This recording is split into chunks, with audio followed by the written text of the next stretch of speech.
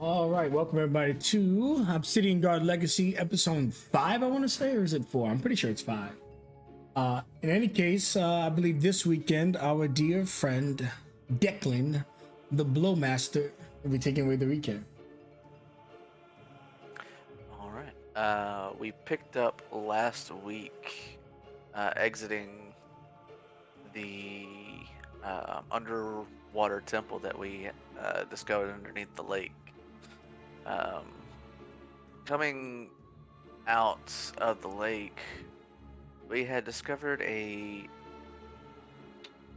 familiar figure stumbling towards us, as it would seem Claudia had escaped her captivity.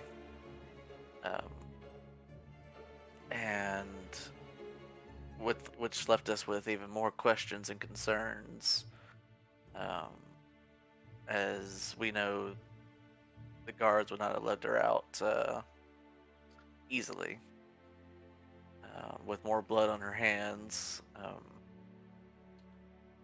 we hesitantly, but wanting to be people of our word, we did end up returning her to her original form, which um, turns out to be that of a vampire.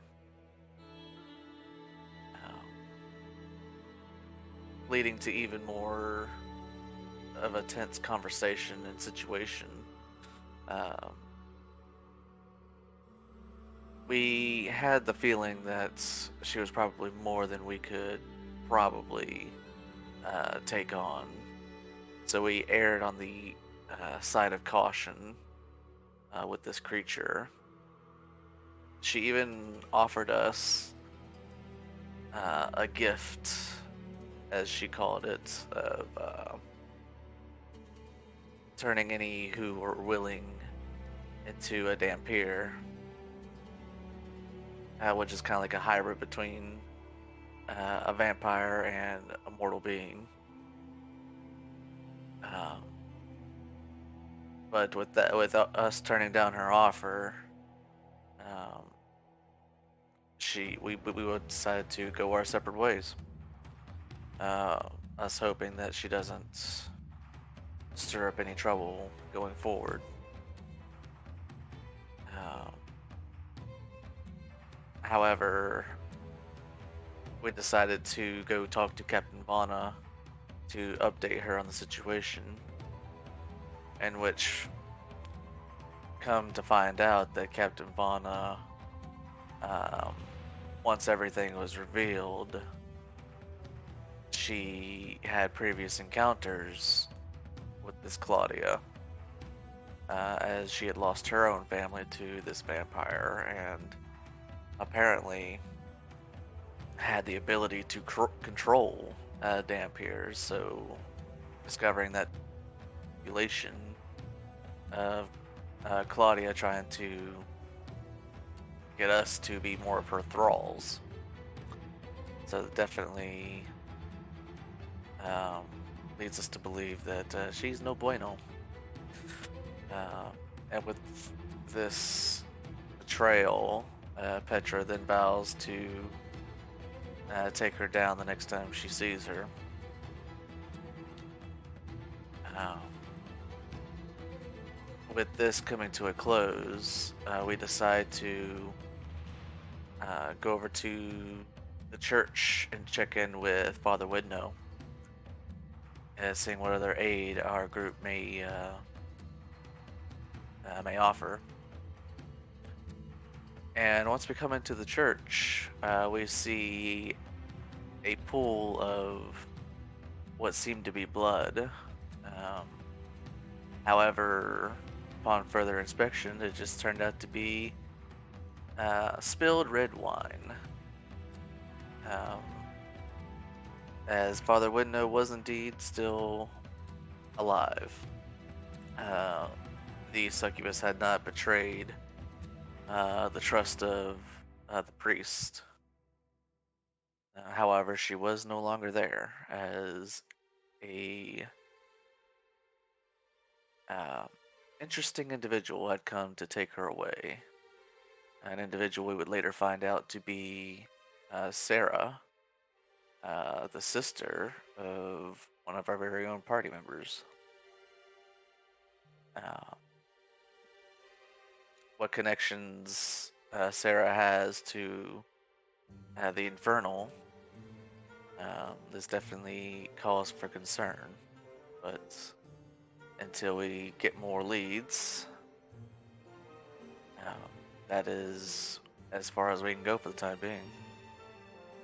But we take up another quest of a blacksmith to help us, to help the city prepare for its next, or prepare for any additional disasters if another strike of the storm should come.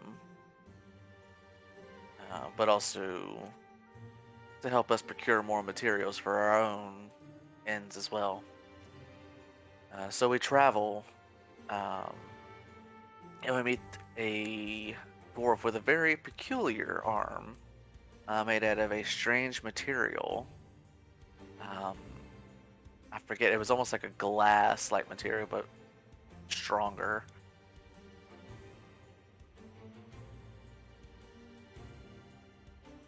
I forget the name. That's That's accurate. What's up? It was a type of glasses. I forget the Or exact name, crystal. but you're accurate. Yeah. I just forget the exact name of the material. But anyway, moving on. But we, having made some introductions and learned about who had stolen the material, it seemed to be a group. I guess you could say people that were down on their luck, that were forced into a bad situation, and they're just trying to basically survive. So it was requested of the blacksmith to do what we could to resolve the situation peacefully. To which we agreed, and we were off on our way through the forest. Halfway through our journey, we get stopped by a classic bridge troll, which we were ambushed, and we were definitely had our hands full in the combat, to which it looked like it would cost us more resources than it would be worth. And so Declan made the decision to attempt to bend its mind to his will, to which it was a success, and he had the troll take a lovely morning jog to the north for the next 8 hours. With that, the troll was out of our hair, and hopefully we no longer see hide nor hair of that troll again. But then we come up against the camp of the ill-fortuned people turned bandits. And we were able to talk them down, as they were very defensive at first. And come to find out that these people had, their children and their families hidden away for their own protection. And we made a deal that we would only take the materials that were needed by this blacksmith to make the city fortifications. That they could keep everything that they were using to protect themselves. And so we came to an agreement, and half of us were made to kind of stay outside of the camp, as the group was still suspicious of us and were wary of our strength. So, not wanting to agitate the situation further, we agreed. Half of us in the camp, half of us outside. And we began to enjoy a little bit of downtime before a monster had appeared. and sending a unfortunate soul tumbling down the cliffs. And that is where we had left off. And you have one inspiration, right? Correct. Well, let's just top you up at 3 then. Thank you for the recap, my friend. Mhm. Now, for combat. Let it begin.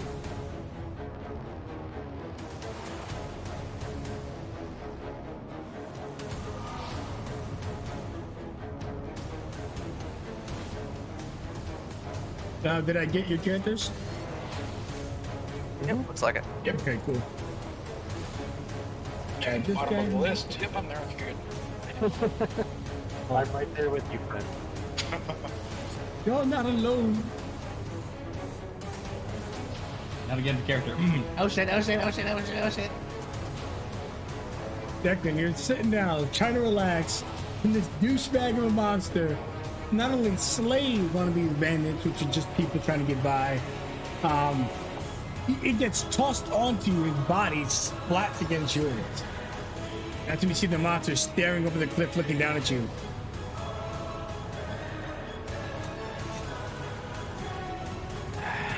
Never a moment's rest. Normally I have more time to think. Alright. So, I guess we'll start off, kind of fearing for his well-being. He'll start off with a mirror image spell.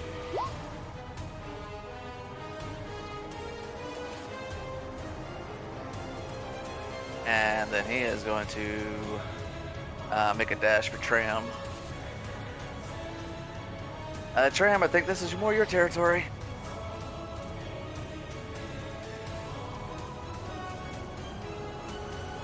And that'll be it for him. Kirk gets up. Oh, the monster of the cliffs! Hey, you two! Get inside! Make a final line for the ladies and children. The rest of you, with me! Says to the other bandits. And he gets to the edge. And he tries his best to be a leader, but he's not really a knight, nor is he a proper soldier. So he goes into his equipment, sees that he has no reliable ranged weapon, and starts just chucking material in the area. First one misses, the second one misses even worse as the monster of the cliff dodges the first one and then just smacks the second object away, which is like stones and rocks. You see, he doesn't even have a crossbow on him. He does just have like a meaty weighted mace or something. That's about it. Shen, you're up. Okay, whoa, fucking A. So, Kai Shen, let's see here. Which of the spell would be best in this scenario?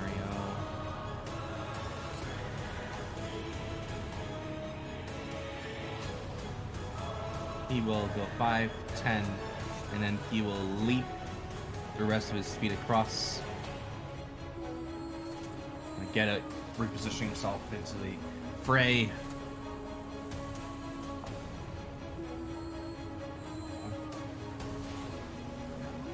One bardic left.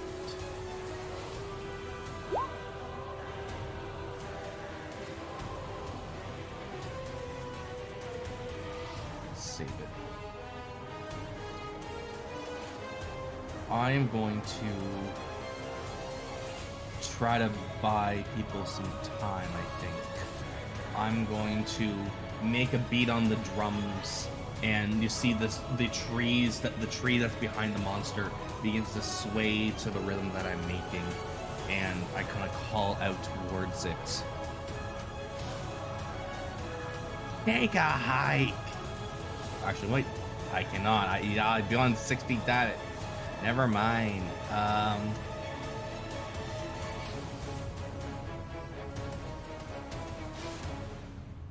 Within range.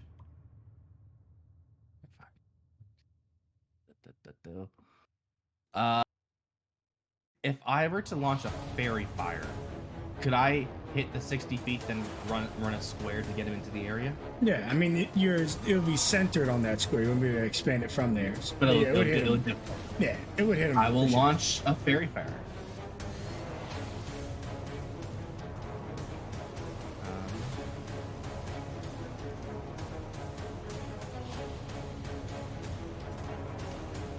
So that is going to be Dex save 13.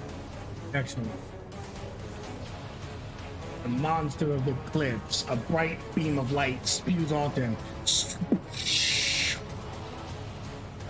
That tries to shield its eyes and its body from the explosive force, but unfortunately it fails. It is now lit the fuck up. It's living. He makes a loud whistling noise, and he kind of points out the creature, and he calls out to the would-be bandits. Keep your distance. Aim true. We'll hold the front.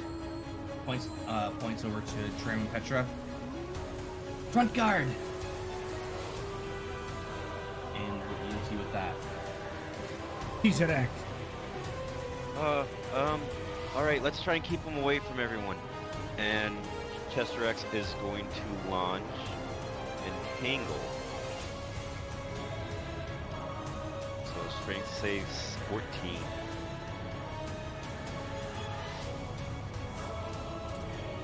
And also make that difficult terrain around him. You see as your entanglement naturally spurs out of the grass, seemingly unexpected upon the creature.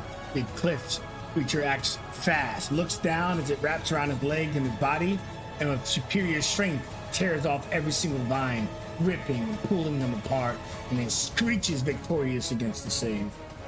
Oh, wasn't able to hold him at bay. I'll try and keep him between him and the kid and the families. And then he'll move forward and EOT.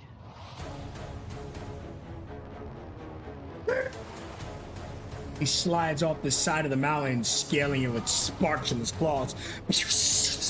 Lands in front of the bandit and takes a single swipe at him. See him rupturing the bandit's neck. But the bandit survives. Oh! Oh! He screeches as a second rendering claw comes through to slice him down. The soldier looks, remembering that his family's in the camp, and lifts up his makeshift shield, which is just a lid on one of the boxes. The cliff shatters the lid. Almost sends the bandit tumbling down as the creature's forced to commit his third attack, the vicious bite, which surely does finish the fighter that attempted to stand his ground for his family. And as he lifts up the fighter by his neck, he removes his head from his shoulders and swallows it, before turning around and spitting blood, making the rest of his movement forward.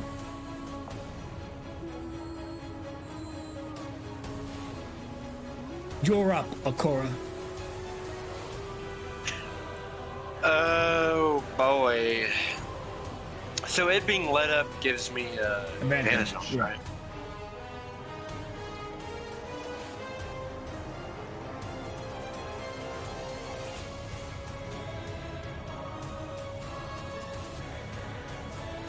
Oof. Okay, first thing I'm gonna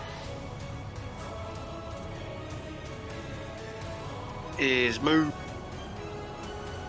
10 feet, and then I'm gonna roll.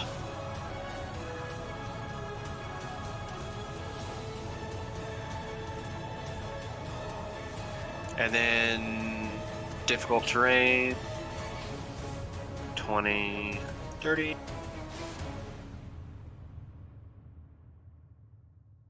Of course. That makes perfect sense. I'm gonna shoot him at flat then with my goon.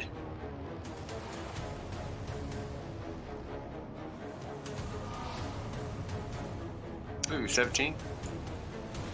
17 is exactly what you need. Armor class, review. Oh, wow. Bang, bang. And that is all.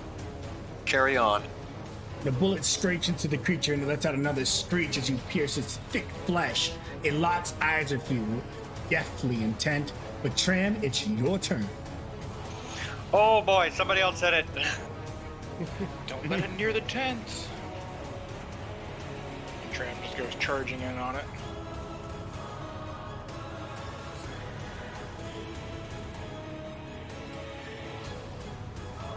Slash it for 5 damage. I will take that for now. Maybe draw the tension off Cora a bit.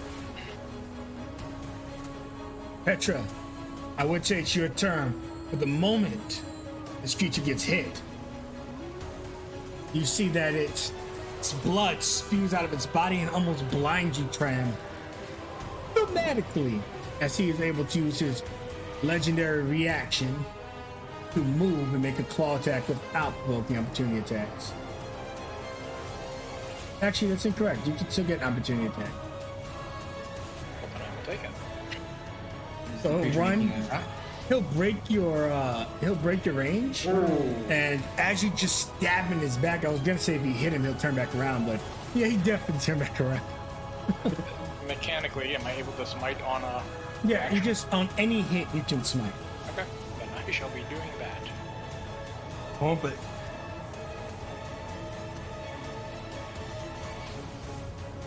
All right, give me the smite to him. He's not a fiend or anything. He's probably a monstrosity. Doubled, actually. Oof. All right, add me up the total. 35. That maxing 35. You take a that- good. That maxing out one of the Oh, do I max eights. that one of 8s? Then it would be 42. Right. Right, we're using that critical. You smash the shit out of this creature as its ankles begin to buckle under pressure. It turns around and tries to claw you.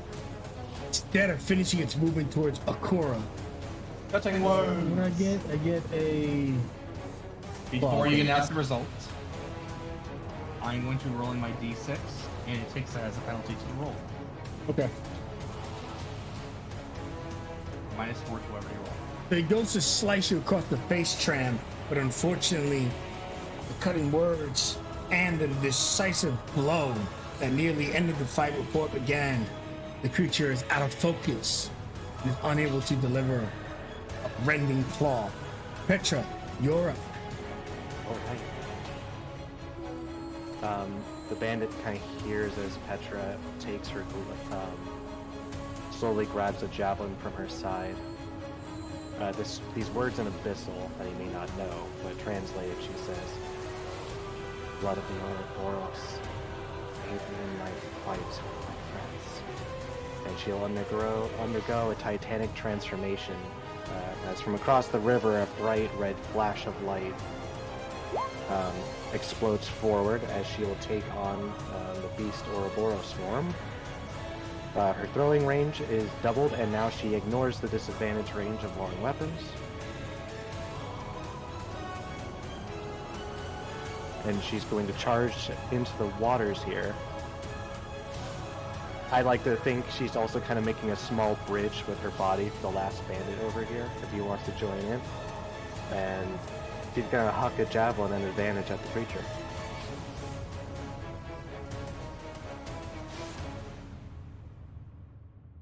Your javelin sticks right into its eye.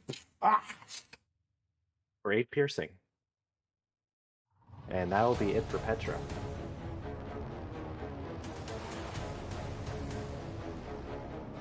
Bandits. Sheriff goes, "We got her on the ropes. Don't go to the tents. Swarm them if you dare."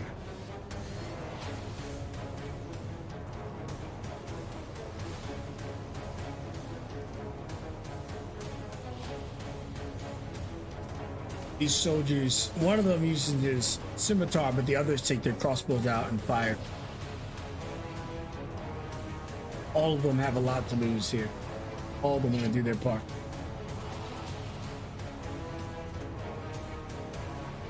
All of these attacks are at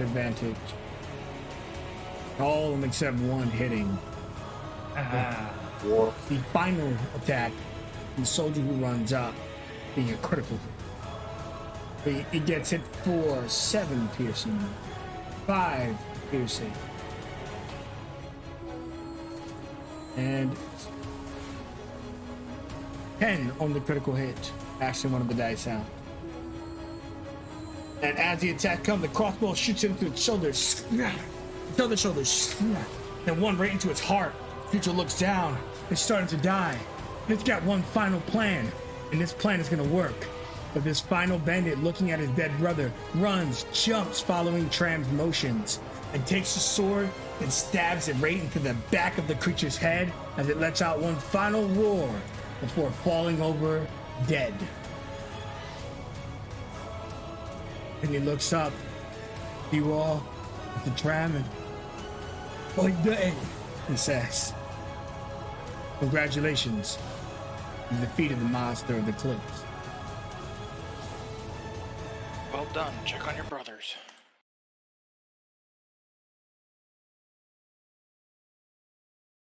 Is this one that he took out, is he dead? So headless. I have a rule, and it usurps magic, or else it'd be a useless rule. When a person is killed, you get a nat 20 on a medicine check, they'll come back with 1 hit point. Other than that, obviously rest spells still work on them. Yeah. In that one in particular, however, it was This explicitly guy, described as it was ripped off. It's impossible for him, but this guy, yeah. Because his head gets swallowed. So Chestrex is gonna knelt down to him, and I'll do a medicine check. Oh my god. Guacamole, doesn't that feel good? He looks up at you. What do you do? So you just see kind of Chestrex roll him over and everything, and he'll start coughing up blood, and Chestrex is just kind of, you'll see him kind of pull out from one of this satchel he has on his side of like animal hide, and he'll just start rubbing salves on him and everything. Hold on. Well, it's pretty bad. I don't know how many fingers you're gonna have after this, but you might be able to live.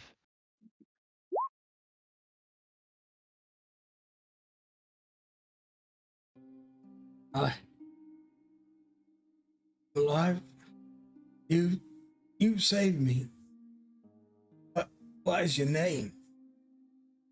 Well, it's kind of hard in your tongue, but most people just call me Chestrex. I know, Okay. kind of. Don't push too hard, okay?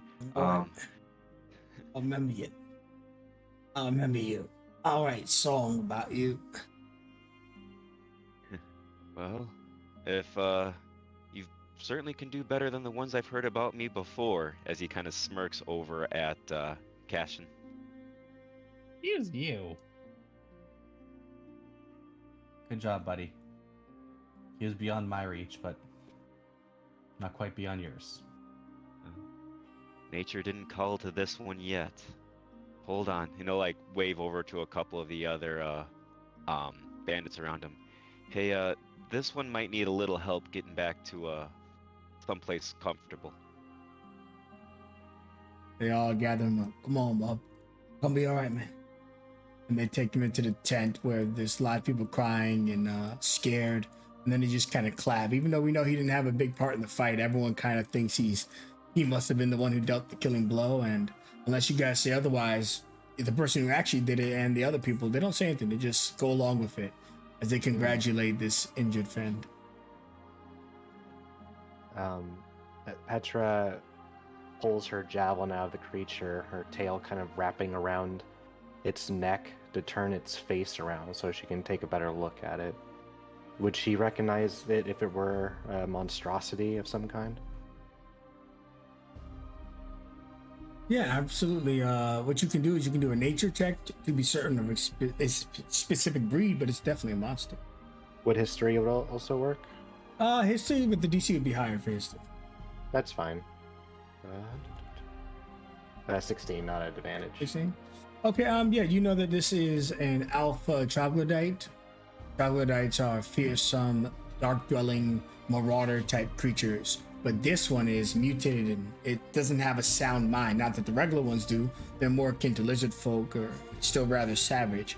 But these ones that you fought, this monstrosity of a troglodyte, it knows no peace. It only knows violence. And they always hunt in pairs. Oh. Petra, as she's looking it over, will initially reach down and just slowly try and push its eyes closed, and speak softly. It is unfair you were not given a choice. It is unfair you were not given a proper mother to not burden you with that future. Rest now. But then she'd rise up and look up towards the cliffs. It is not over.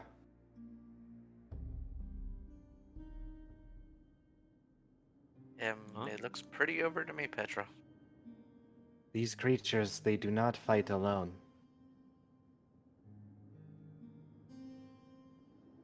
How many you suspect? At least one other. Shit. I mean, maybe we scared it off by killing its friend. It would be less bold, but that means there's still one out there, ready to spring onto whenever it finds its opening. I guess let's just not give it one then. These What men time need to rest. That is the opening it's probably looking for. Yeah, but we don't. What time of day is it now? Like, it was into the night, right? Yeah, Or- it's gonna get dark. I'm gonna turn off the lights on the map soon, but I would say to put an hour to it, probably 6-7 p.m. You guys have been traveling for about 8 hours already. How long till it gets dark? Like an hour? An hour or two. I remember in the description for you, Petra, that they're mostly night hunters. This one probably knew the bandits were easy meal and wasn't expecting you guys. Its kin would most likely find a opening during the night, since it does not have its partner anymore. Then we'll need to set up a watch. Make sure nothing gets a jump on us. You got two options to look at it. I've got the eyes of a hawk It is not the ears. You and could the either- ears of what's an animal that doesn't have good hearing? A hawk. A hawk. Sorry, Kaishin, you were saying something? I was just thinking how we want to go about this, because the body of a creature is usually pretty intimidating to others of its kind. If we wanted to, we could use its body, its blood, as an attempt to scare it away, but You would make an effigy. I don't know. I don't know if it would work, but That is These are- incredibly metal. Holy crap. pack hunters tend to listen to their instincts, at least with beasts. Whenever I had to kill a wolf, I'd always use a little bit of wolf blood outside the encampment, and a good chunk of wolves would keep away just from that, knowing that others have failed. But my worry is, while I think that might help with this encampment, that might merely make a angry widowed troglodyte go elsewhere. Man, next thing you're gonna say is we should bathe in its blood. Only Yeah. if you want it to smell. And also, like, widowed? So, I mean, do they get do these things marry? Sorry, I heard pack hunters. That's the best analogy I can think of. And we should see if Durf and his friends can travel now to avoid at least this spot being attacked again. I'd still like to check to make sure it's not skulking around up there. And Chesserex will just meld into the tree right here and appear hopefully on one of the upper branches on this one to see if he can Yeah. do a quick survey of the area. Give me a perception or investigation check. Maybe hard details, or you might pick it up in your peripheral.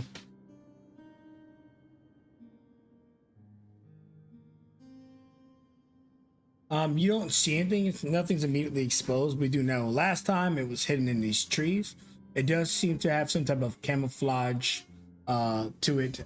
It blends in with its environment well. So it's very possible the creature's here, but it's just really tough to locate it. It's also possible it's not here. The only problem is you're just not certain with the 6. Jester's call down. It's hard to tell. I mean, he's not where I'm at, but that's about all I know. Petra will come over next to Tram, Akora, and Durf. This creature's partner shall be most likely arriving in the night. That'll give us time to bury this one. Kaishin suggested making an effigy of the body, trying to ward the creature off. Yeah, I thought it was pretty metal. I don't particularly like this. Petra does not particularly like this idea, but she will do what she can to keep these people safe. Yeah, I'm not really a hunter, so I mean,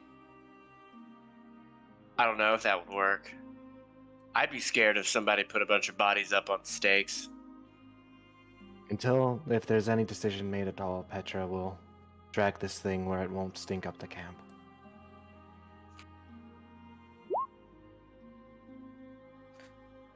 Declan would offer to make a grave for their friend.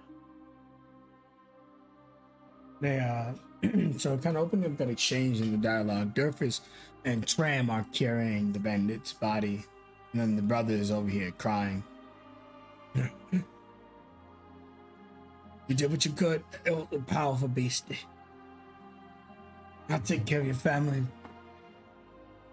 I'll take care of your family, brother.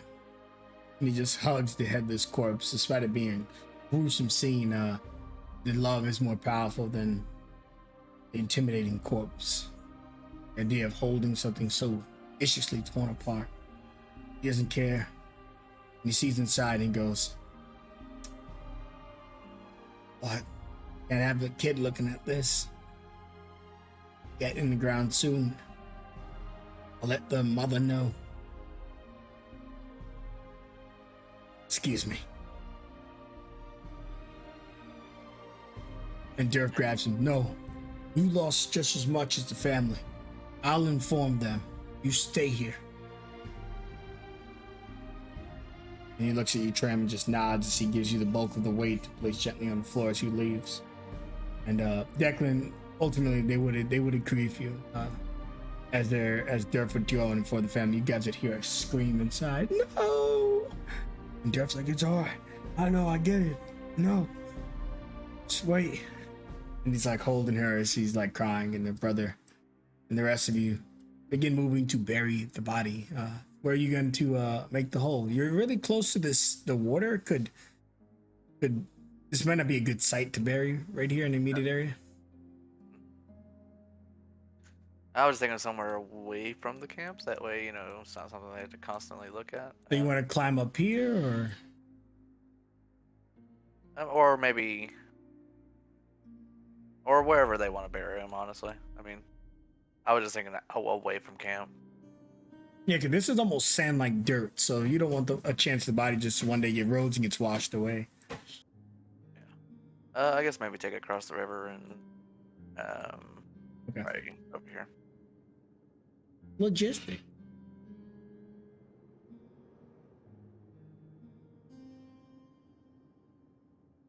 Okay, and then you mold Durf right here. Right.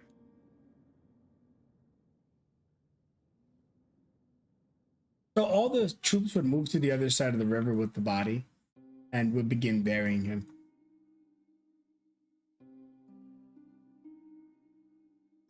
And they would look at you, Declan. "Thank you." Yeah, I didn't do anything you couldn't do yourself. I just saved some man hours. That's all. They say some words and you see them toss like little trinkets into the grave before they ask you to close it up. "All good, brother. Protected your people. Did what you had to do. Now we all collectively, as a village, as a family, make sure that they never hunger and that they're safe. And they toss in a few gold pieces, even though their coins are loose. They pay him out the last of his cut from the mission he did. Some people won't understand or think it's wasteful. He earned those coins, and death isn't going to take that away. It already took someone. All right, Declan, close them up. And with a gesture, he causes the soil to cover the body. Just like that. Well fought. He's buried. And then while you're heading back to the others, what are the rest of you currently doing? And what is your mindset? Are we going to follow through? Oh, we did get the perception check. So, Shen, you would have, unfortunately, Shisarak kind of scared the creature off a little bit, but it definitely was here. You could see tracks leading out to the north about 90 feet. And they're deeper, as in the creature must have hit the floor harder because it was probably running away versus sneakily coming in. So it's retreated from the immediate area, but it was literally in this bush right here.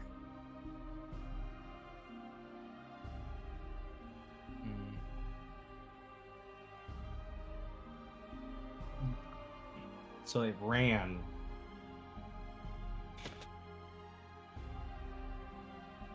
I'll leave it up to you guys, but Chestrax is gonna point out to the group that it got sloppy. There's a chance we could hunt it. Would that be wise right now? I don't know. I said let it be. Let it go if it wants to. We'll keep an eye open for the evening. Maybe it'll return. I'd rather not go chasing trouble. Fair enough.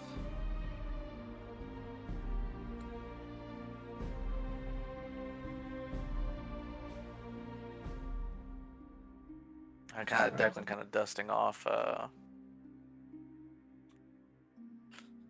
And here I thought you were the one about protecting people. If you let the thing come back, you know it's probably gonna take someone else.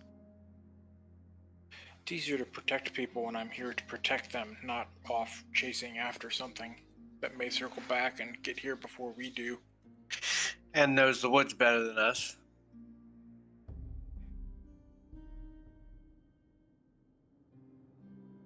We should do something about this.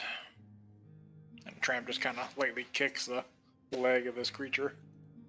You kind of hear a bit of a hiss in Petra's throat as her tail kind of slams down. She will take care of it. I don't think. So it's we necessary. are we like stringing it up or burying it or burning it? I don't think the effigy will be needed anymore. The creature is here. It knows it fell. It's already scared. Petra's tail is going to wrap around the creature's neck, and she'll say, "She will take care of it. Just let her give what respect it's owed." Gotcha. It won't be necessary if you don't want to. Like I said, it's already scared. You can let it be. Probably just going to bury it, I imagine. Yeah, and Petra's going to drag it all the way over here, so she, so the smell doesn't bother everyone else. It does smell awful, but she seems not particularly easily grossed out, and she will manually begin kind of digging a hole in these bushes for it, using both her tail to kind of push dirt around, and then a mixture of using her halberd to dig out further. He's just quite large. It could take you an hour or two to get this done. But you do see about 10, 20 minutes into it, Declan is on his way. Now, is this personal, something you would tell him, no, I got to do this manually, or you accept this help if he's offering? He would hold up her hand. She has to do this for it. She is used to it. But no one says you have to do it alone. And, I mean, it's not exactly what I learned this magic for, but it seems to be all I've been doing with it here recently. I can help. She wants to grow used to it. She has a responsibility one day. A responsibility she will have to face one day.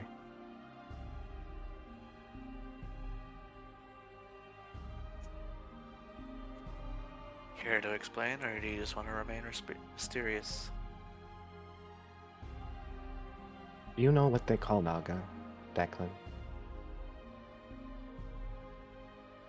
Well, I'll just do a quick, what type of check would Declan have to do? History, knowledge is a knowledge roll if you know what there are.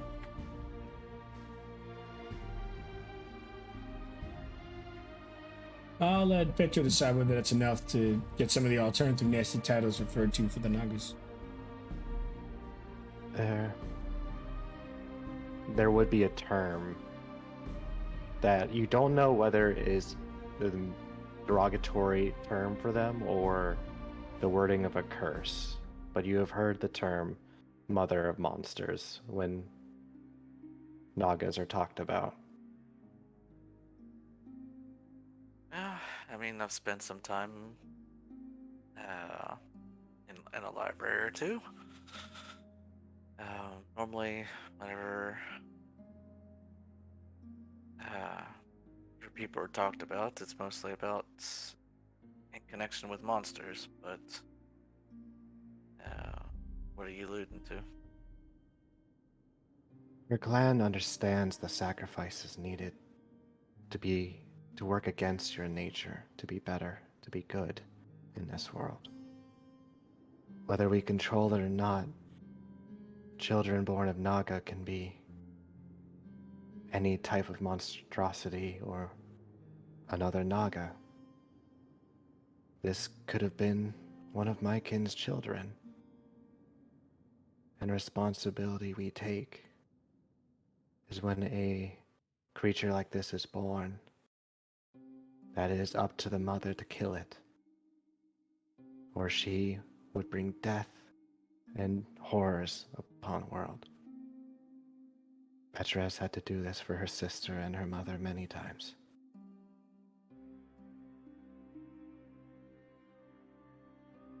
Declan just kind of sits there, his eyes cast towards the dirt.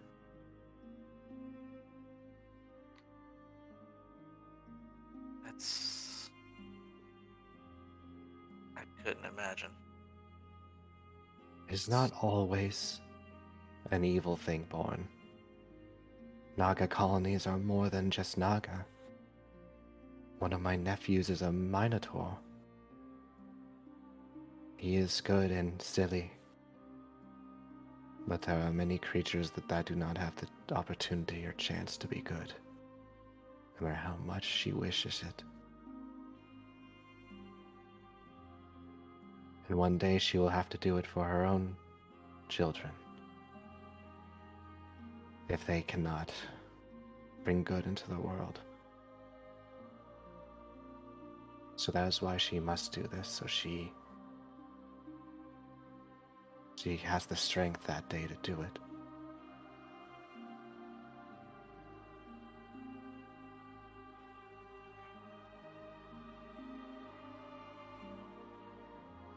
You can see that he tries to be supportive, but what could you say in a situation like this? He just sits there, kind of like his feet dangling off the edge. Well, I still don't want to leave you alone, so if you don't want my help, that's fine. But I still don't want you being alone out here.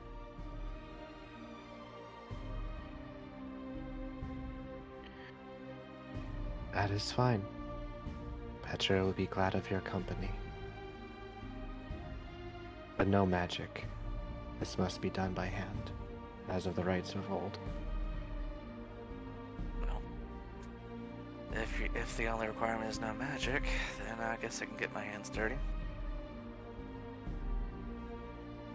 She smiles and she begins manually preparing this hole with Declan to put the creature and bury him in. Okay, and the two of you get to work doing it the old ways. I'd like to touch base with the rest of you before we switch to full nighttime.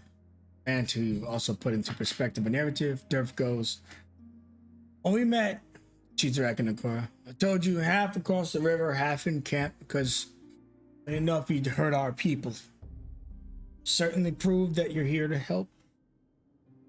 So we can all nest up in this side of the river tonight. That sounds good to you and your people, Chizarak? Welcome to the family. G-Strack will just kind of give him a kind of just not a somber look, but just kind of like just a passive look. Be like, well, it's good to be on this side of the river, I guess, and I think we got a lot more helping we can do. He looks over at Akora. If you're willing to help give it.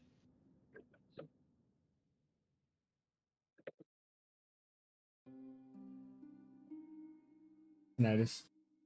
Yeah, right, Cora. Tinnitus, what? So Durf was just kind of offering how grateful he was to us, and Chester's like, well, we still got more help to give if you're willing to continue to help. And he looks over at you. Yeah, he's been staring. He looks very spaced out. He sat down almost immediately after the fight, and he kind of engaged a little bit. But I mean, after Petra took the body away, it's almost like he's been staring off into nothing for several hours now. And he doesn't really recognize you're talking to him until you really snap him out of it. Oh, what? What do you need? He's seeing how you're confused. Akora, why don't you come with us? He looks over at Durf, and you see his kind of hair start to whip around his head as almost like pollen starts to come out from the tips of it. If you have anyone that needs a little bit of pick-me-up, particularly that one gentleman that, well, surprisingly lived, I'd certainly willing to offer it. And he'd kind of go around and see if he could help with any healing or maybe set any bones or any injuries that him and his people might have. Yeah. You definitely reset this guy, and he is going to get hit dice where. Which do the bandits have a combat for? They have +1. Okay. Hey, he is back to full health. So after they're like helping him out, tend to his wound, and then you come in and you just touch him. And how does it look when you do your nature's man? What happens? So for this one, it actually looks like he's shaking a lot of dandruff on top of him. It's glowing, and it's kind of got this swirling property about it as it almost sticks to his skin, particularly around his face and eyes, and then you just see it absorb into him, and as it absorbs in, you just kind of see the mending, and it's not kind of like the wounds are clean and everything, like it never happened, but you see the scarring and the discoloration, but it definitely is healed up. Excellent. It won't win any beauty contest, but I think you'll make it. He collects the pollen and puts it in a jar if you know it's worthless now. Oh, we're going to use this when we need it. Jester's will look over at Akora. It's not gonna do much now. He seems spaced out again. Akora, and he just kind of shakes him in his armor. Oh, You okay? what? Things getting through this metal casing you're in? Oh, yeah, I'm fine. What do you need? And he'll look over at Durf. Is there anything else we can help with? If not, then maybe he'll, help set watch. That's about it. Keep an eye on make sure that creatures can come back around. Cora, why don't we take first watch together? You seem like you got a lot on your mind. Sure. I don't see why not. I can't really see much anyway, and I mean, you can see in the dark, right? I can. If anything attacks, you stand in front. Or at least that's what Cashin tells me to do. For if Cashin tells you that I stand in front. No, when we take watch, he tells me to stand in front of him. So Oh, you can stand in front of me. why don't we just stand together? Oh, all right. But I feel like you can take a hit more in this, and he'll flick your metal casing. You'd be surprised. There's a reason I wear it. Oh, why don't you take off the helmet? I mean, I can, and which he does. It's he's a younger man, definitely. Probably around in his mid-20s. He's got a scar on the right side of his face. He's got dark brown eyes and black hair. His hair right now is definitely not in the best of shape. It's been a few days since he's taken care of it, and basically he's just got it slicked back so it doesn't get to his eyes whenever he's fighting. But I mean, he seems like a pretty normal guy otherwise. Could Chesterix roll an insight to see if like he looks bothered or perturbed or like why he's lost in thought? Sure. What you gleam is up to a core, but you can certainly roll an insight.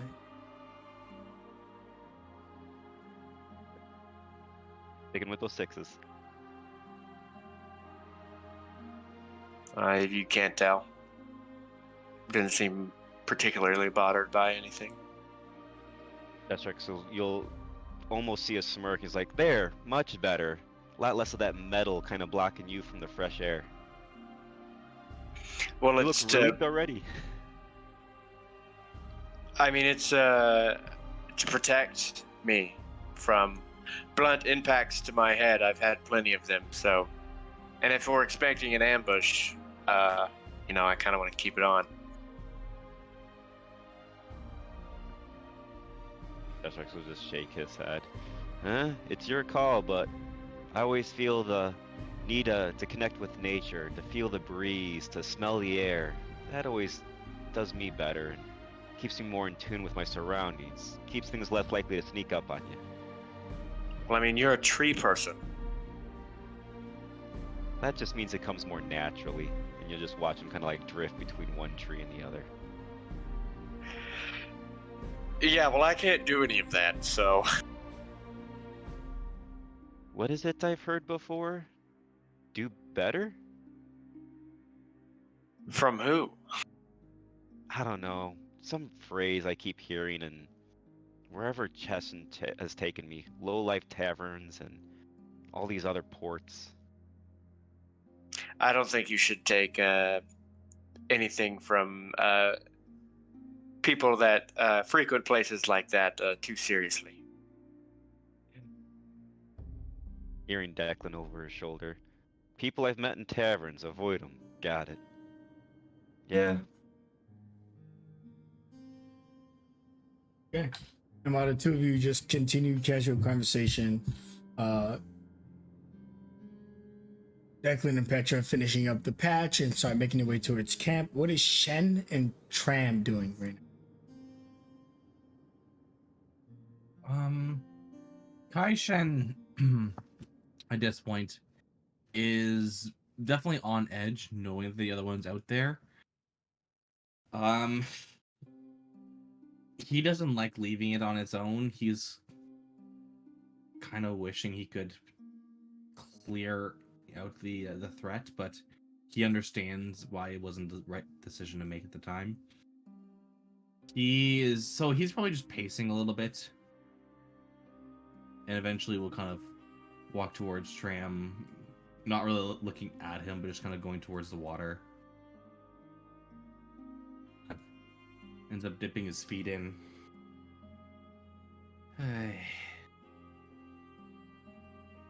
Water is nice and clear, actually.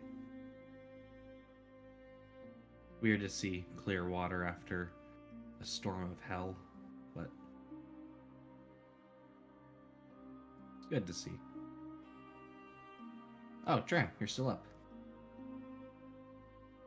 Yeah, I'm here. Sorry, I didn't realize that. I knew Akora and Chester were on watch, but I didn't realize anyone else was still going. Anything I can do for you there, bud?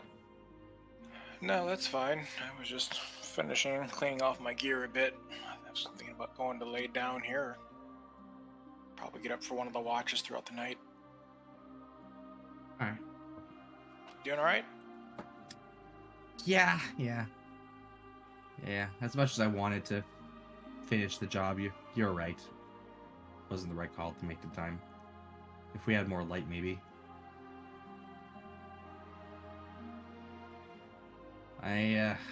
As much as I like to think it's not going to show up tonight, just don't want to leave loose ends. I feel like we've left enough already. Well, if it means anything, I can't blame you for wanting to go after it and get rid of the threat altogether. You're right. It didn't mean just because it felt right doesn't mean it was logical. Tram just kind of awkwardly, nodding. I'll be fine, buddy. I got a good pair of eyes, so I can watch out for us all.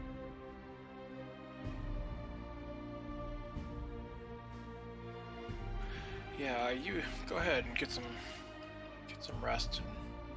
Okay. Here's hoping it's a quiet night. Feel free to wake me when your watch starts, so I can help cover for you. Sounds good. Shen, while still a little on edge, will eventually go over and he'll go inside the tent for a bit, and he will help the little ones go to sleep using like a lullaby. Okay. Finish.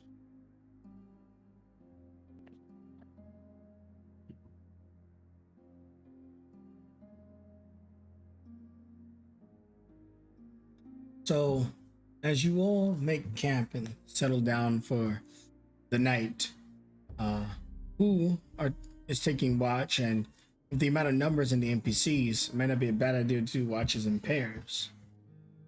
If you're not confident in the NPCs who are also willing to take a watch, maybe you should pair up with them. I'm not confident in myself. We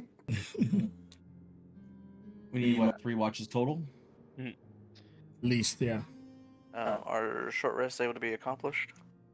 Well, when you start a long rest, if you get the first hour, you get a short rest. So once we determine the watches, we may get a short rest. So I know Chesterax and Akora said taking first. I don't think that's a bad idea. Just let them take first double. You want to take second with Tram? Kaishin and Tram will take second watch. Chestrix would still be eligible for a long rest, right? You can take one watch without issues usually. Yeah. One watch without this. You need at least 6 hours of sleep in 5th edition. That's enough. I am operating on a -1 perception, just so you know. So probably pairing me with either the best or worst person. Just whichever one.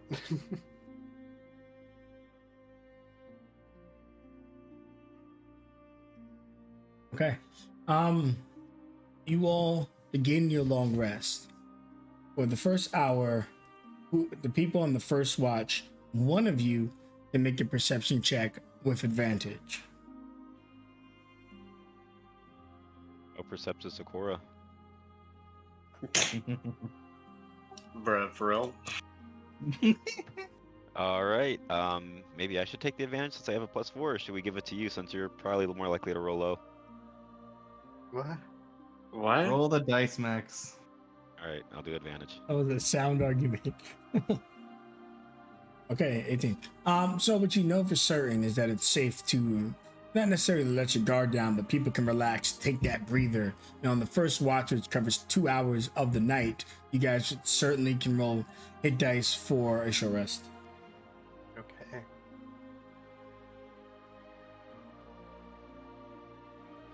hopefully getting you something before you get into the bigger things. Now, Shen, do you have your Song of Rest yet? You get that pretty early on, right? Oh, yes.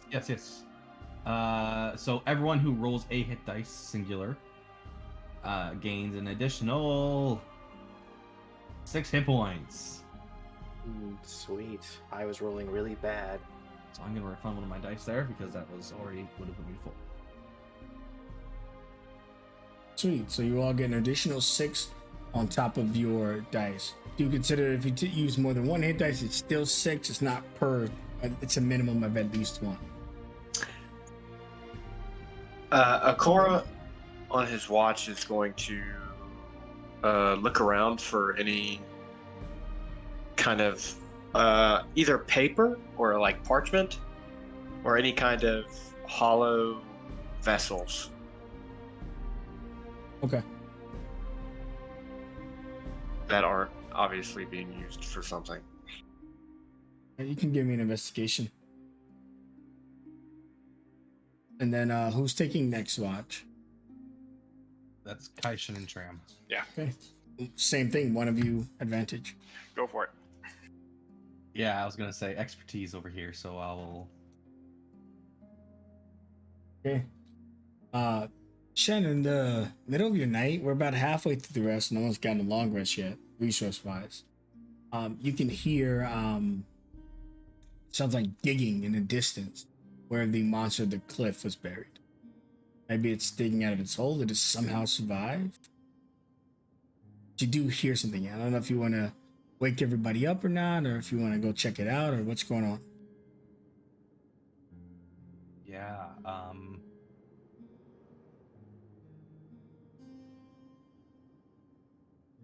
Kaishin's gonna go over to Tram, and he'll just tell him, "I hear something. I'm gonna We should scout check it ahead. out. I'll scout. Go ahead. I'm like- I'll be behind. Keep some. Just hang back. I will. And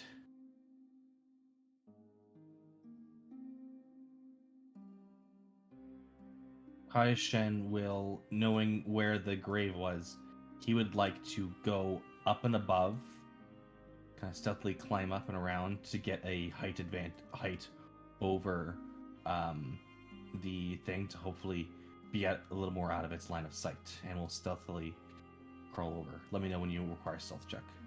Sure. I can just make a general stuff for the attempt.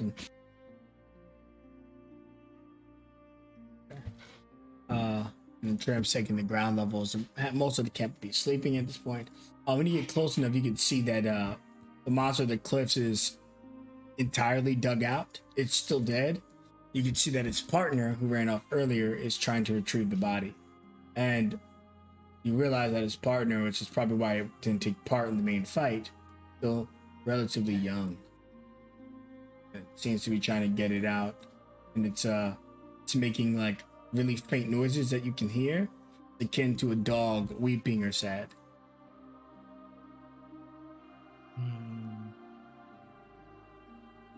Okay.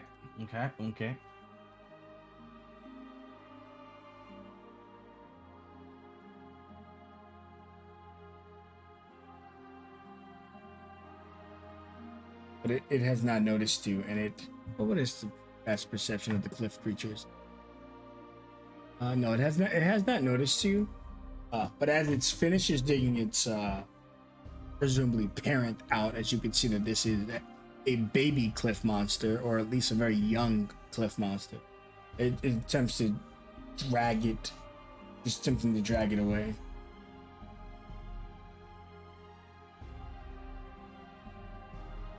Trying to take mother home.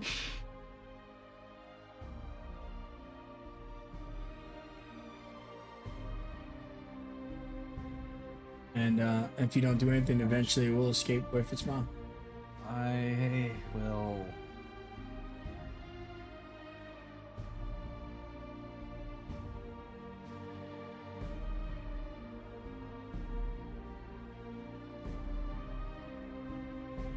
Yeah, Kaishin will kind of look back to the group, particularly Petra, who was hurt enough as is from the killing of one. He will line up his bow and he will take a shot. You your attack roll advantage. You hit it. For 9 piercing. It's like it's getting tired. Hearing its mom, it just starts breathing. It peels over and dies. Ashen will kind of climb down. And without saying another word, he will begin to rebury the bodies together.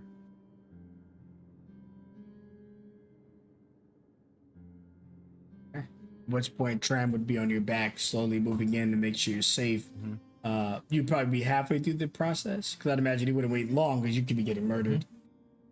As you start to come closer, Tram, you will see him use minor illusion 30 feet away. So you would, like, as you're starting to get closer, so you're kind of like getting a heads up. You see an image. You'll see an image saying 1 down. He'll just like give you a little, like almost like a little stamp in the air, just so you know that target's down. Little Hunger Games, cannon fire, picture in the air. More or less. For but a moment, but lets you, without any noise, know that the situation's under control, and you can choose whether you come over or not at that point. I'd at least come over to check up. Okay. You'll see the you'll see the 2 creatures, and you'll see them go. I didn't hate the creature, but I didn't know what a creature like alone could be. It's probably for the best.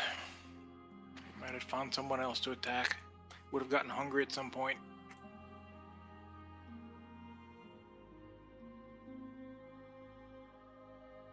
Want some help reburying them? You already got your armor dirty, but I won't stop you.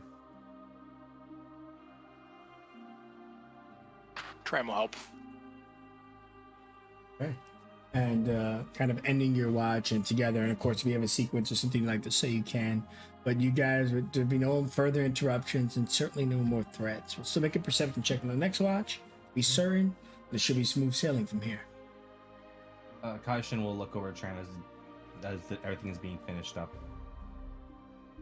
I know we don't see eye to eye, but even when I fuck up, I'm trying to do the right thing, you know? I'm just not so much of a fan on the rigidity of things, if that makes any sense. Things aren't the same as they used to be. I'm still struggling with it myself. Don't worry about it. We all fuck up. 2 fuck ups here, looking to do it a bit less, and he kind of goes for a fist bump. He kind of looks over and hesitates a little bit. Oh, what the hell? Returns it. And as those fists collide, poof, so does the next watch. The final watch, please give me your perception roll. One of you at advantage. I think we're both at -1s. The power party. All right. Who do you trust more to be looking out, I guess? Why don't you both roll? If it's the same roll, why don't you both roll 1? Yeah, Oh, sure. if it's -1. You're I'm equally cool with that. sharing.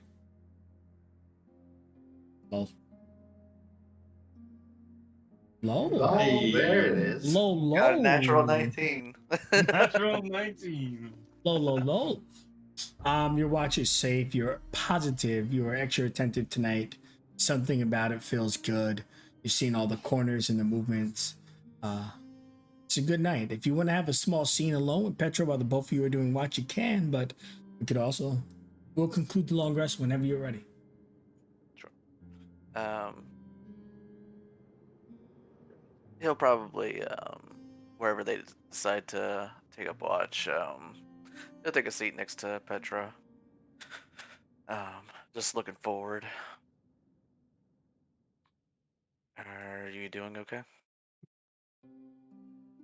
She is fine. As she said, she will get used to this responsibility when she gets older. When she finally meets that someone.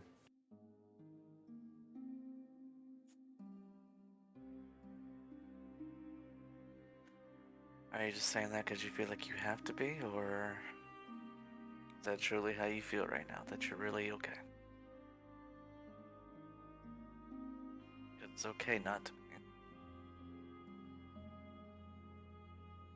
There's so much hinging on her. Her kind, her family. All hinging if she has enough strength to answer the world's question if she can handle it.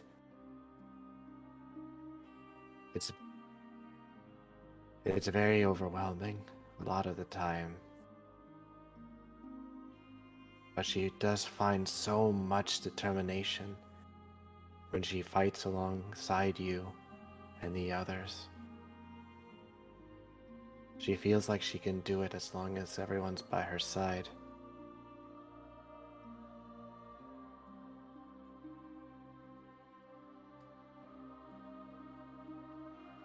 Well, there were a few in the group I didn't exactly like at start, but there's a few pretty boys that rub off on you eventually. Yeah, she's seen Cheshire rub up on you a couple of times. Not who I was talking about. Forgive her. Again, her humor is hard to spot, but it is there. Well, I'm glad to see you loosen up a little bit. And she is happy that she is gaining the trust of these people around her.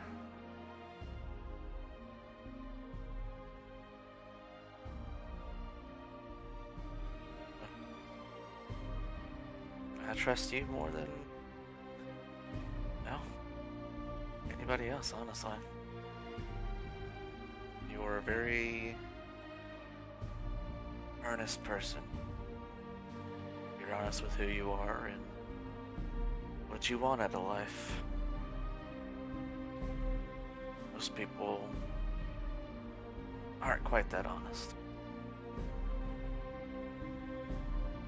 She was raised by her mother to never speak a lie. In her family, being honest and truthful and being as clear as you can with your heart, it is necessary so that unnecessary violence does not occur.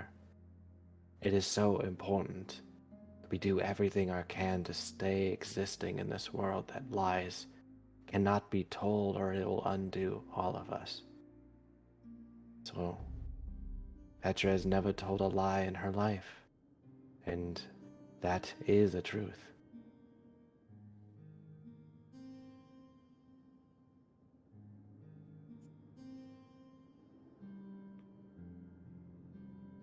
So tell me, what is something that's would make you happy? Like, truly happy out of life? She one day wants to see a family that is good and happy of her own making. That she has given not only her offspring a peaceful world, but the people around them too. A day where her people are not seen as monsters and seen as what we strive to be, just like everyone else, with our own share of good and bad and our own problems, but she would be really happy to see all that one day.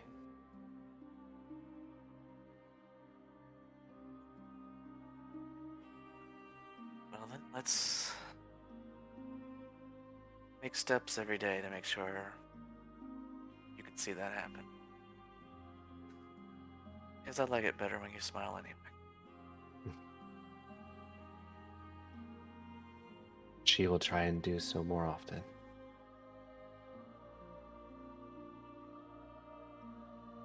Alright, well. It's getting around that time. The sun's starting to peek up around the tree line there. We should start getting the others up.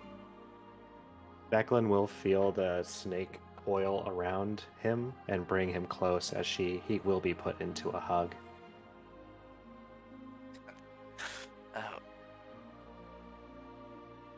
Petra, you're hugging me a little tight. Sorry, she keeps forgetting about the frail bones. I'm not frail, you're just really strong. She unwinds. Something she has been straying from this group is using the hands of her upper half. And when you've touched her before, it was a bit too intimate for her then. But she is growing more comfortable. I just wanted to express that.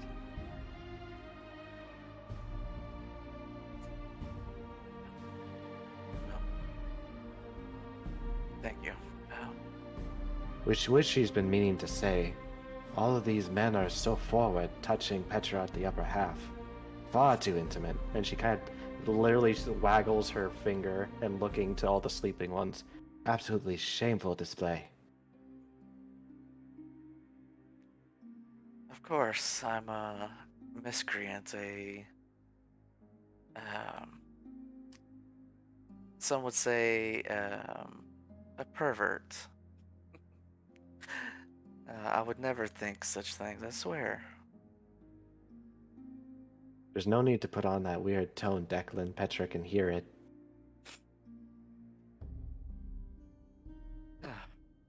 Ooh, Petra is smelling breakfast. Ah, humanoid breakfast is always so small. Well, I'll try to get you a double portion again. Oh, that was a lovely appetizer that time. Appetizer. Oh man. We're definitely gonna have to make sure we travel with more food than we would normally have to. If everyone can put up with the very embarrassing rumbles that comes from her body, she can go without. No, no. Alright. Well, I'm gonna go see what they're cooking. Indeed you do, as Derp is up. He's gotta take care of the entire camp, so he's already got a pot down. Making a big thing of iron cut oats. Back then they had to really use iron to cut it. So just some oatmeal, something that he can spread and give to a lot of people.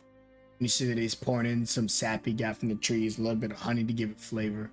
Declan. I'll be ready in about, I'd say, a morning's piss. Take as long as me, that is. Maybe a morning drop. Oh, well, good thing it'll be early here shortly, or else you'll have a starving snake lady look to devour you. She likes oats. Petra is her name? She'll take about anything, I imagine. He raises an eyebrow.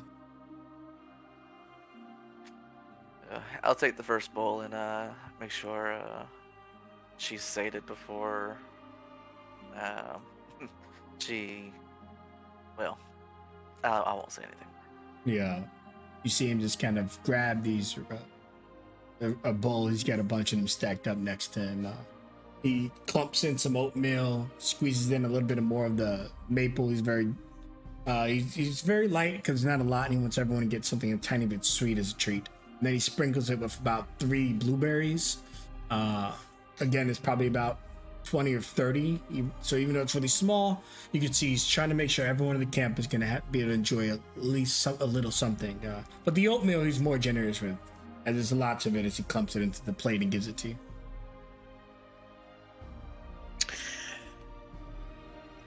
So Falcon. Yeah. Since it's early morning, what check do I have to roll to make a bomb? Well, what tools do you have? It's not something you can just do because you want to do. I have Tinker's tools, and a disguise kit. That's all I got. If you can get a proper facility, there is an alchemist somewhere in town. You could probably do it there, but you wouldn't be able to do it out in the wild.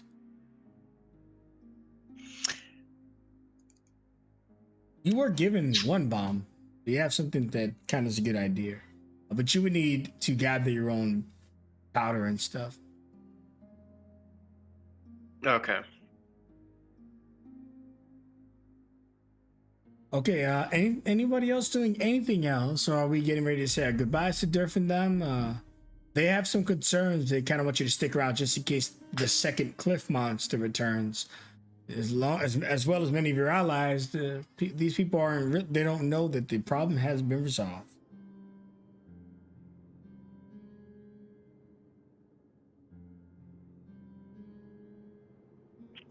Well, Akora is going to come up to Petra and Declan. You two have fun last night? It was a bit uneventful, just chatting, passing the time. I heard that thingy came back last night. What? Wait, did they tell Shannon them or? Tram didn't say anything. I didn't say anything yet. Never mind, Still I didn't hear deciding how he that. wants to do it. Still Never deciding how he mind. wants to go Your about it. ears are ringing. Sorry, You're- sometimes the demons in my head, they get to me. Hearing things. That They're sounds constantly concerning. ringing. Sounds annoying. It varies. Sometimes it's louder, sometimes it's quieter. When I notice it, it gets louder. Like right now, when I think about it. Maybe we should find a medicine creature, or man or woman, that can maybe cure this for you? This seems to I be a don't. constant problem. I mean, I don't think it's something that can be cured. At least I don't think so. Healing magic hasn't fixed it, or at least the normal stuff. Or, maybe you should use a different weapon other than loud weapons. I mean, why? Because of your condition. All right. Well, I mean, it's not like it can get worse. I've already got it. So I mean, Petra will worry for you always. oh, it's fine. All I do is just work with high explosives and projectiles that go faster than the speed of sound. The more Petra gets to know you, the better she understands the why. And also very sharp, pointy objects. That's why I wear armor and helmet a lot of the time. Because safety first, kids. Remember, Yeah. protect your limbs, he says, pointing to you two. If you know what I mean. Her limbs are fine. As her tail kind of just smacks the ground. Oh, I've been thinking about making a mace for your tail. Is it not lethal enough on its own? But it could be more lethal. That's the thing. Don't you That's just it. want to smash a dude? Petra is offended that she is not enough for it yet, then. Everyone can be better. Hmm. Even me, which I know is surprising because I'm almost perfect. I think he just wants to strap a weapon to your tail. I do. She kind of looks at it. It could be fun, but it seems very gimmicky. What about a Would it gun? be- What if I put a gun on your tail? What would be the point? To have a gun snake. That is the point. Kaishin, you feel a tap on your back as you see Kaishin's tails poking in the back. What? Gun monkey isn't good enough for you? You need a little bit more meat on the tail, you know? A little bit more McThick. Well, maybe when we return to the blacksmith, you could ask him if that is something you want. Oh yes. Tail gun. Just kidding. I don't. Not think I'd that actually- pot. What were we talking about then? Petra does not want to accidentally blow off the tip of her tail. Oh, you'd be fine. Probably. Says the guy with tinnitus. Hey, if tinnitus is the only thing wrong with me, then I'd say that's pretty good. It isn't, but As much as this is entertaining, we won't actually complete our mission until we start moving. Any words for these people? They're asking if you're willing to stay another night or two while they clear out camp. They're worried about getting ambushed. Kaishin will pull Durf to the side. I'm gonna follow you.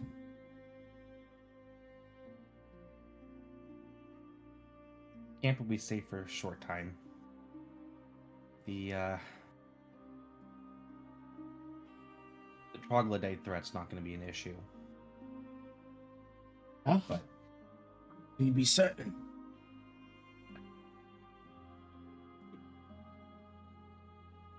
I'm not 100% certain unless there's another pair.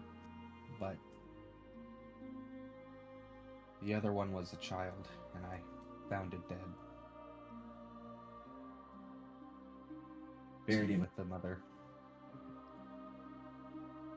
There might be another pair, but I don't think it's going to come right away. God, Tom. Well, You got some time. I want to thank you and your friends for what you've done. So they don't get suspicious, why don't we walk towards the ore and I'll make it look like that was our exchange. You were a fantastic negotiator. He nods, and as you guys get over to the ore, he would give you all of some of it to return to the blacksmith. And friends, you, amazing people. Amazing. We're just people trying to do our best, just like you. The fact is, I've saved a handful of people. He looks back to the camp. You've saved an entire village. It's not nothing. Miles. Well, not everyone's cut out to be a hero. But anyone can do their part if they try hard enough. That's what we're doing here. Our part. I ain't choose this life. It chose me.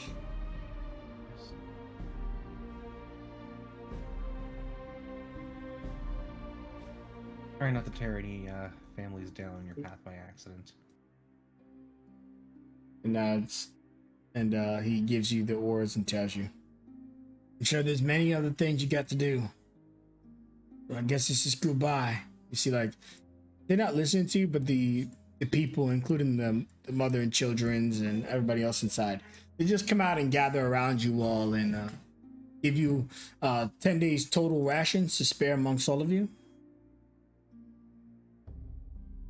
And I tell you, they don't have much in way of coin. You have their gratitude and their memory. Petra looks so happy at this moment. So you guys threw 10 days rations in two? Mm-hmm. Any final goodbyes before we get back on the road and we decide our pace, which is most important for our days we're counting down?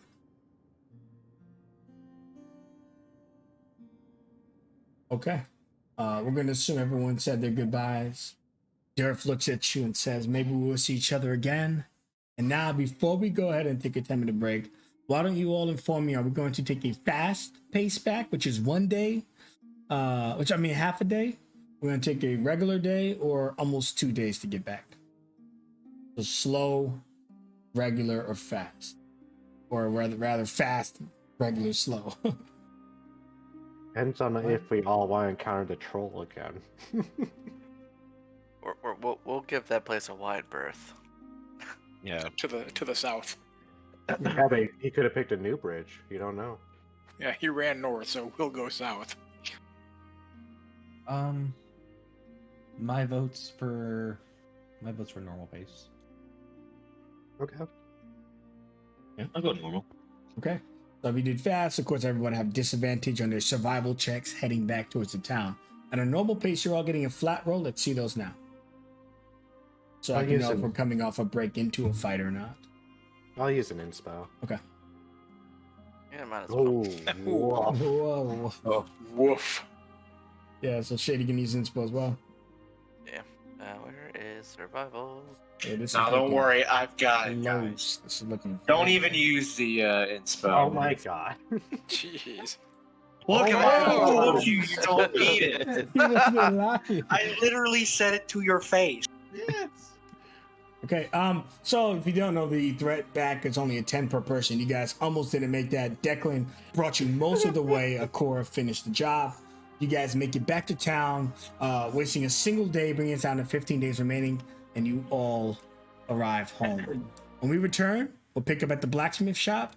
In the meantime, why don't you take a 10-minute break, and we can brag about how much of a badass Declan and Akora's travel home was.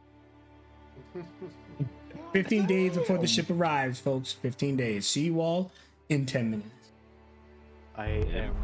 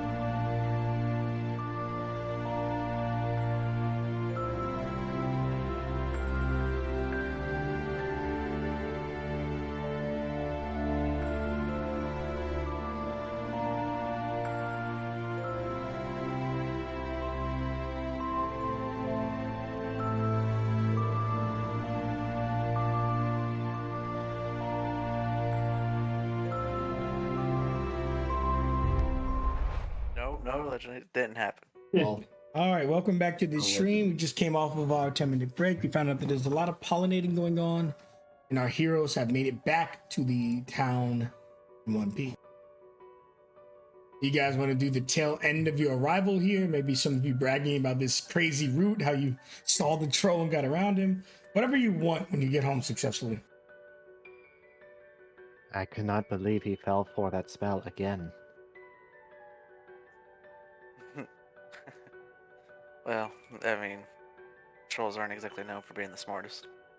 But Declan may have unintentionally made the most athletic troll in the area. We're gonna hear stories of a troll kicking everyone because they didn't stop doing leg day. He found out he really enjoyed running hours upon hours a day, and now his legs are stronger than thunder itself. It's actually not how that works. Running just ruins your knees. So if Well, anything, probably- he'd be bad at kicking people. Well, probably for a humanoid, but he's a monstrosity. And trolls regenerate, so, I mean, is it really a problem for him?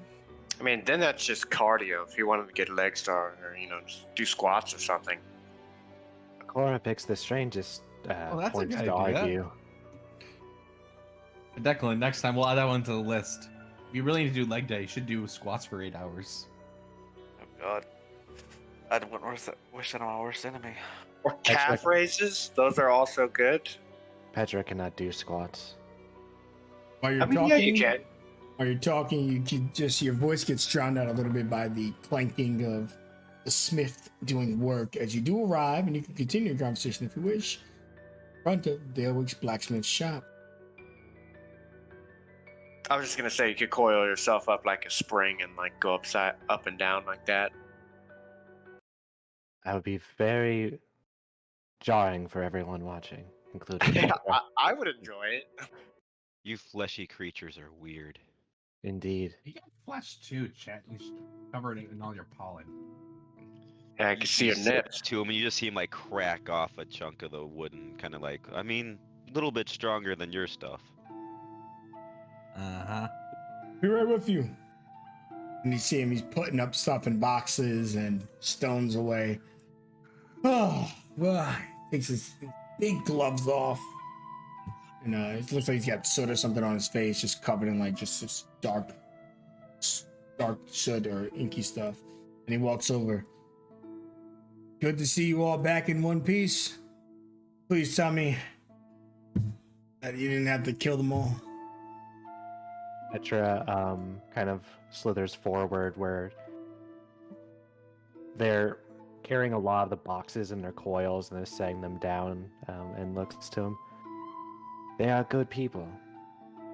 We protected them from some of the monsters in the area, but they are unharmed. Most of them, at least. One unfortunately fell to the creature.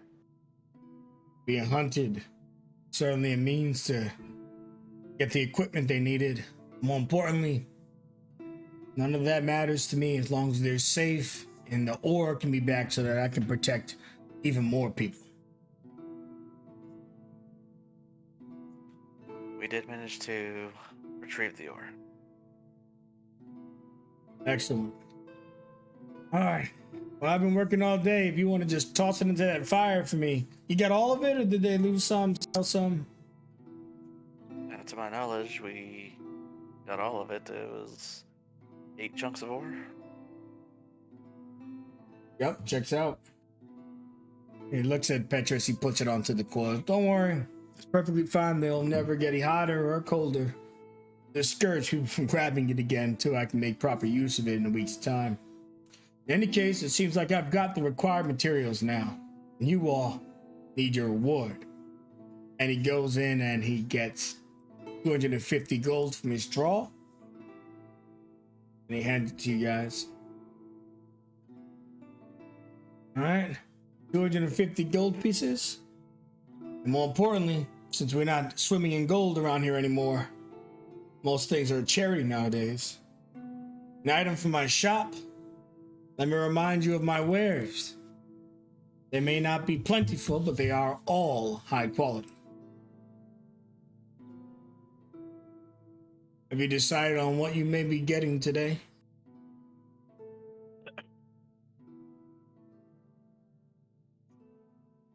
I believe the group settled on a +1 longsword. They can correct me if that's changed. Blade that strikes true, even Yeah. in the darkest of times. All right, well, good choice.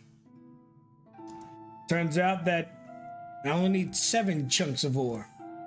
So instead of taking you off from the shop, I'll give you an option. You come back here in a week's time and I'll get you an even special blade, a more special blade made up from the one loose chunk of stone. Pulls out one of the stone's ores you brought him back.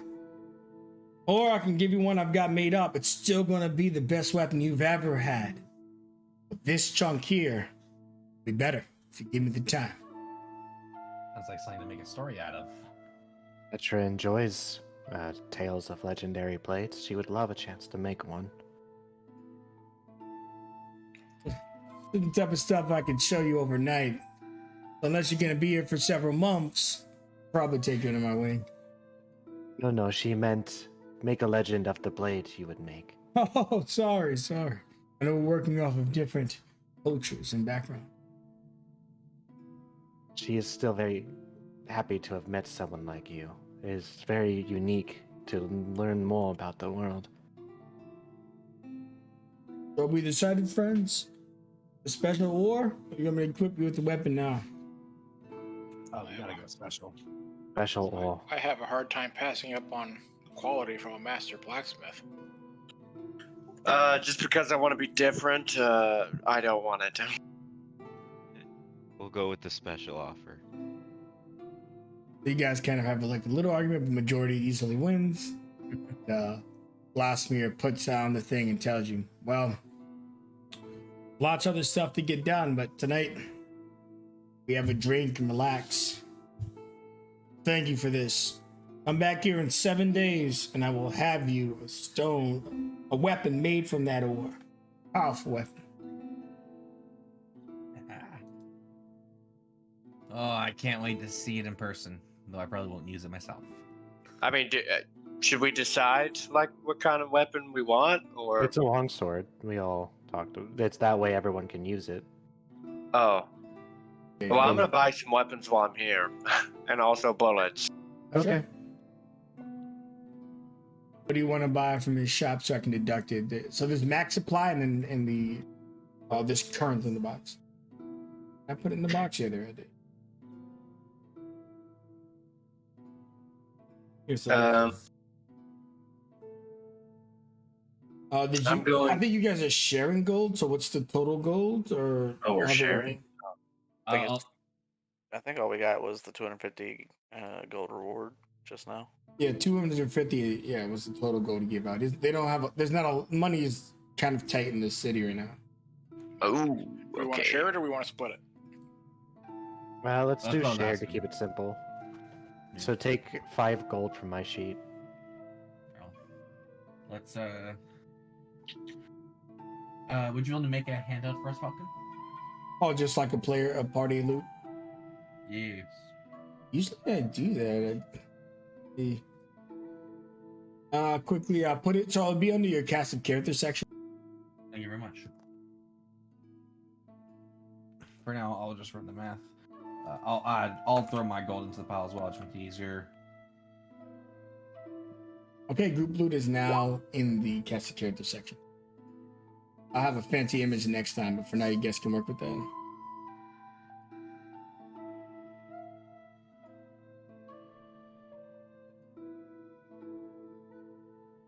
Do we want there to be a treasury just so we make sure when people buying stuff it's properly deducted? You can add 15 GP to it. Yeah, you don't have to add everything. You want to keep like some spending money for like for when you're buying shit at the bar like that. So I'm probably gonna add like. I mean, I'd spend it all here. So you're saying 15 to the gold there, so that'll be 65 and 270 from the 5 gold from Petra. I do want to buy 2 longswords for this from this guy though. All right, let's take a look. Martial weapon, standard PHP price of a longsword is 15 GP. All right, so 30 gold plus 10 gold for a shield for Chesh. So 40 gold total. That And is then- easily within our range. I mean, it just how probably like 20 bullets, so 70 GP total. Hey, you're buying how many bullets? I can deduct it. 20. Bring some down to 20 remaining. 220. Correct. And that's it. And you actually brought all of his swords. He only had two martial weapons left, so he's no more martial weapons. Okay, and what else did you guys buy? A shield? Let me see this shield supply. Okay. We'll put it under, we'll deduct it from armor. No, it's light armor, we'll take it from the medium section, so he's out of medium armor.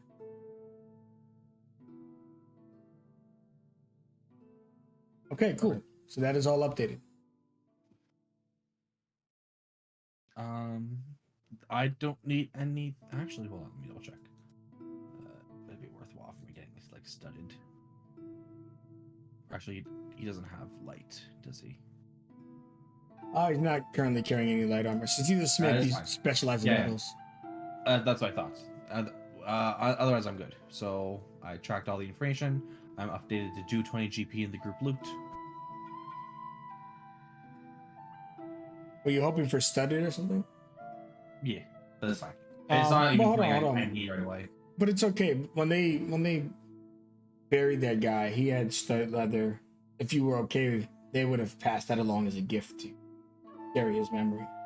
Christian will happily take it, and he Okay. will etch the initials of the gentleman onto a part of the armor itself. I'll say DD or whatever the guy's name was. Okay. And yeah, Durf would have given you the studded leather on him. Carry it, make him proud. That's all. So you guys would get the two swords, the bullets, and the shield today. You're gonna come back in 7 days for the crafted ore from the meteorite, and that should be great. I'll put you guys on the map overview.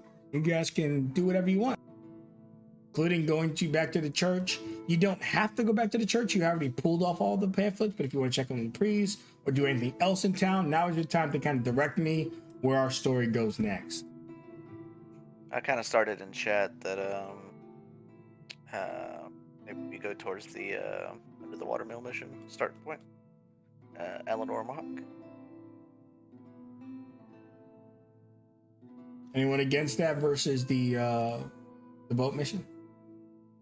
Let's do under the water mill. Sounds pretty good, and we can put some goggles on our tinnitus friend. Guy needs hearing aid and glasses. Okay, I don't need glasses. I can see just fine. so we're gonna move over to the windmill. I'll give you guys 10 seconds for anyone in chat to disagree, except for Kula. Do we have anyone who is against this idea? You can be vocal about it or pop it into chat. Please be a serious inquiry so we don't get halted. Going once. Going twice. To the mill we go. Okay. Copy you all and bring you to it. So you would move towards the mill, which on the map is in the center. When you get there, you would eventually arrive onto the facility owned by Eleanor Mock.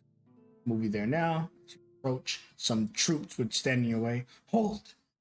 People have ransacked this place in the past. Eager. Supplies. Not to mention there's monsters roaming. And here's the map that you guys are all on right now. So what do you say to these guards as I prepare to shift you to the map? It's okay, buds. We're friends. We finished helping out blacksmith earlier. He can vouch for us. We're here to help out Eleanor. She requested help with some business only adventuring types can handle. Hey, look. There you see this sweat running down their helms. Someone took up the quest. Uh, you can go. I'll escort you in. She could be jumpy. You can kind of see her working through the window, but she's so focused she isn't taking note of you guys as the guard begins to walk you towards. This other guard keeps staring at these holes protruding in the ground, fearful that something might arise from them at any moment. Would Chesrex had recognized these holes or have seen them in the past in his grove or forest? Nature check, and I will give you advantage.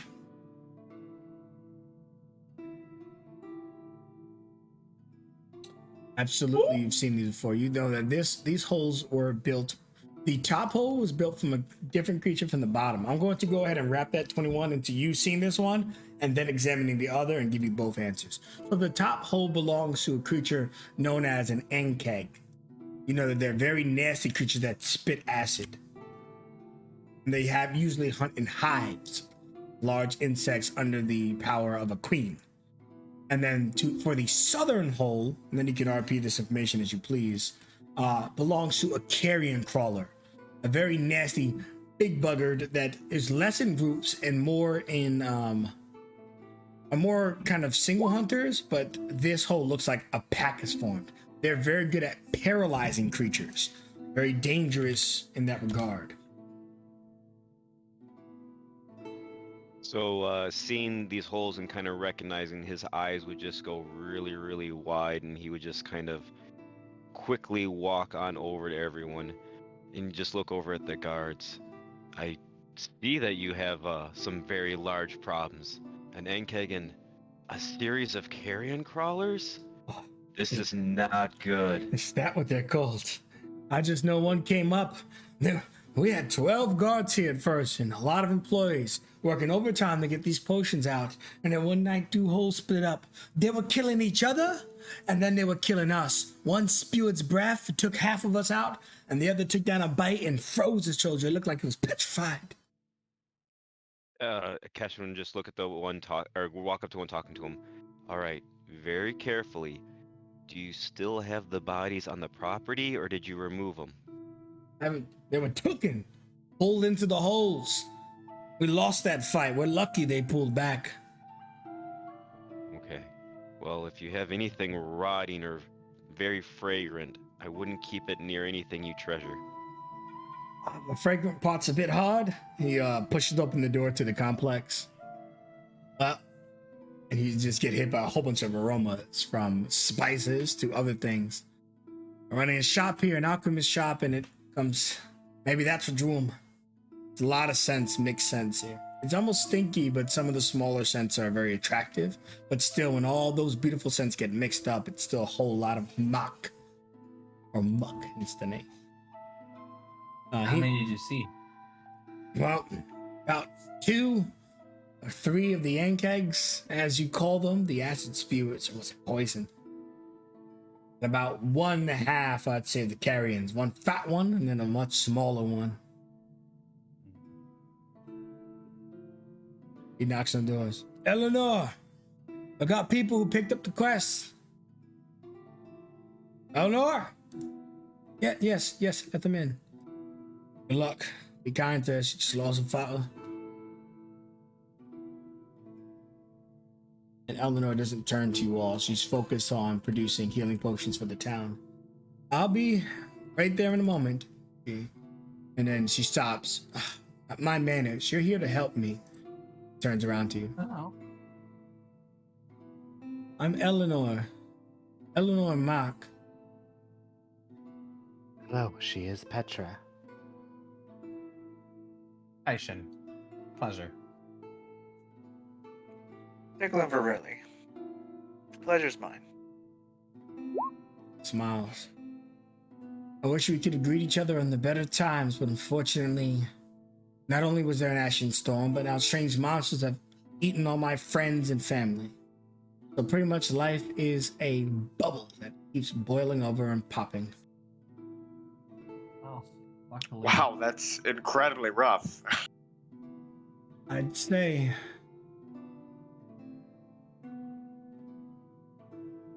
Chestrex would kind of just walk up to the table and look over his shoulder He's proficient in herbalism kits. Would he be able to like offer a suggestion or maybe like an observation and like, oh wow, that's impressive what you're doing kind of thing? Sure, just make a check, a herbalism check, and just to see if you're knowledgeable of what she's doing.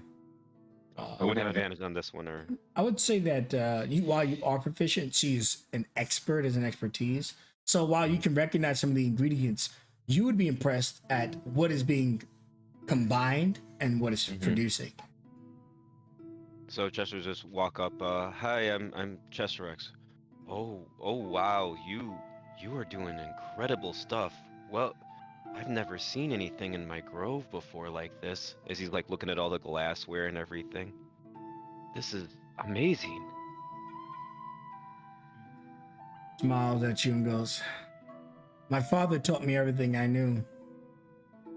So I'm just doing my best to carry his legacy, which is all any of us can do." Clearly, you've learned much and have improved. Thank you. I wish I could be more happier to receive these words, but excuse my downerness. A lot has happened in a very short time. The good news, as little as it may be, we're here to help, and luckily, our buddy there, he's knowledgeable on the insectoids that attacked you, at least to a degree, and we've held our own once before, so I think we might be able to help out. Great. I do have a supply. I've been giving most of it away for free to the king and the prince, and it's necessary. I'll be reimbursed when the city's put back together. If you've got coin to spare, you can take a gander at my shop. And anyways, if you do take on the mission, there will be a reward, a special potion, and my father's goggles. Well, it'd be a pleasure to help out a young lady such as yourself. Why don't you just give us the short of what happened here and what you know? Yes. So, after the Ashen Storm hit, which was only a few days ago, maybe about 2 weeks now, we started recovering. We had about 5 or 6 employees and my father. Fortunately, at some point in time, I guess because we ramped up production, the scent was really pouring into the local area. Maybe the Ashen Storm. Insects came. They don't seem to be working together either. Different factions all vying for the same thing. At first it was the employees, but then I noticed that they got into one of our special bags. And unfortunately depleted the supply entirely, which is a magical dust of sorts used to make most of the potions here. In any case, the northern hole seems to lead to one of those hive minds, and the southern are different. But they are ultimately connected. We did send down some of the guards, and only one came back. The one who brought you here, basically, the shaky gentleman. And rightly so.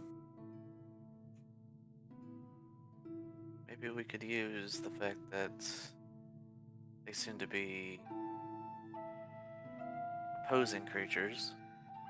Maybe we can pit them against one another.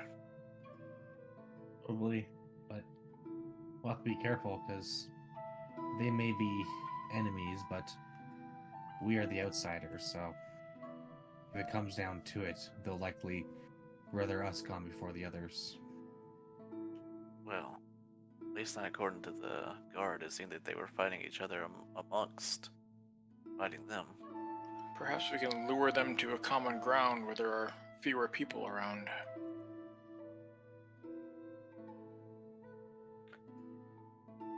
Eleanor, Yeah. we believe that they may be drawn to the smell of your work. Is it possible, if you have anything that has a stronger aroma, but maybe not quite as valuable, or maybe you can have your own concoction where you have something with a strong scent that we might be able to lure these creatures out? I tried that a few days ago, which stalled the production. It didn't change anything. They weren't their attacks were more wild, I'll say. They weren't pinpointing the location of stuff they wanted. but they still came and attacked nonetheless. That's a good idea. That's why I implemented it. I wouldn't expect anything less of you. Smiles again. Again, very weak. Kind of like a conversational appreciation, but with not too much feeling behind it. Well, if you do need something for my shop for this undertaking here, if there's a queen below, she looks at Tram. Doubtful that they'll ever all surface.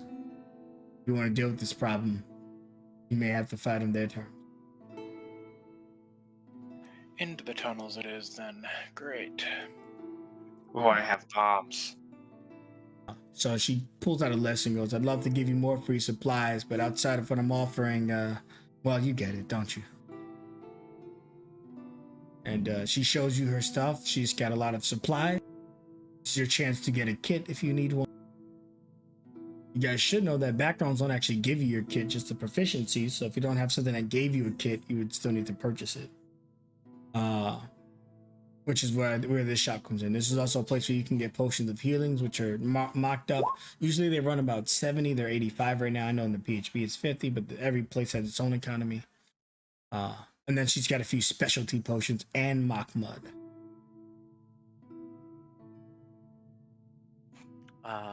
Is it possible to ever get proficiency with a particular tool set?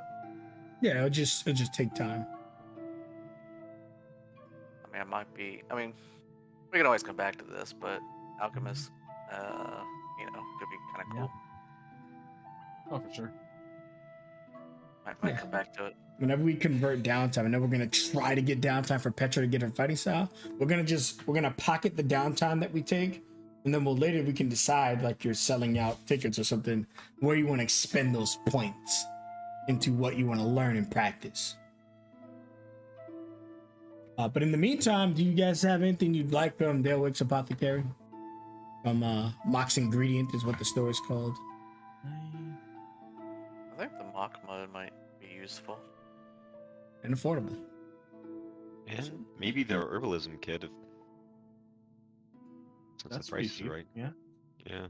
So what do you? I'm thinking what? Well, just to double check, it's the only kit that's 5 GP. Is that labeled correctly, or is that a mistype? That's correct. These are PHP prices for the most part. Some of them are. Okay.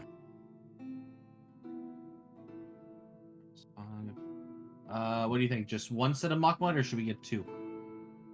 What's our total amount of? We're currently at 215 after the herbalism. I feel like we should probably clean this out, but that's just me erring on the side of caution. Well,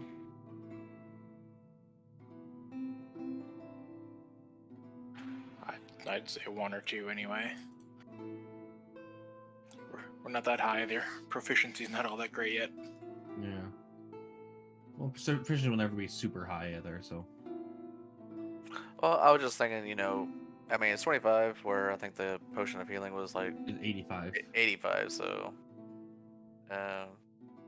just that's what we're looking at, like 4 hit points. So it's just a nice little buffer. Yeah. Almost like 1/4 of your hit points for every player whenever you take them.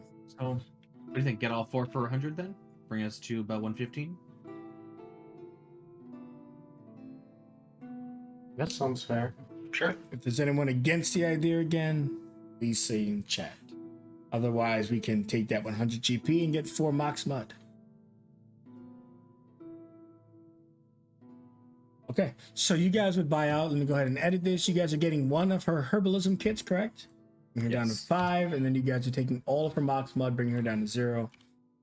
So as you get the supply for the Mox Mud and you give her the coin, she tells you, I know it's called Mox Mud. My father had a funny way of naming things. It does look like mud, but you'll see that it more has a consistency of a chocolate milkshake is what I'm calling it. It's a thick, milky substance that's brown. More pleasing to the ear than saying loose stool. That's not Yeah, I was what gonna this say stuff is made diarrhea. of, is it? No, I assure you. It tastes sweet like chocolate. So yeah.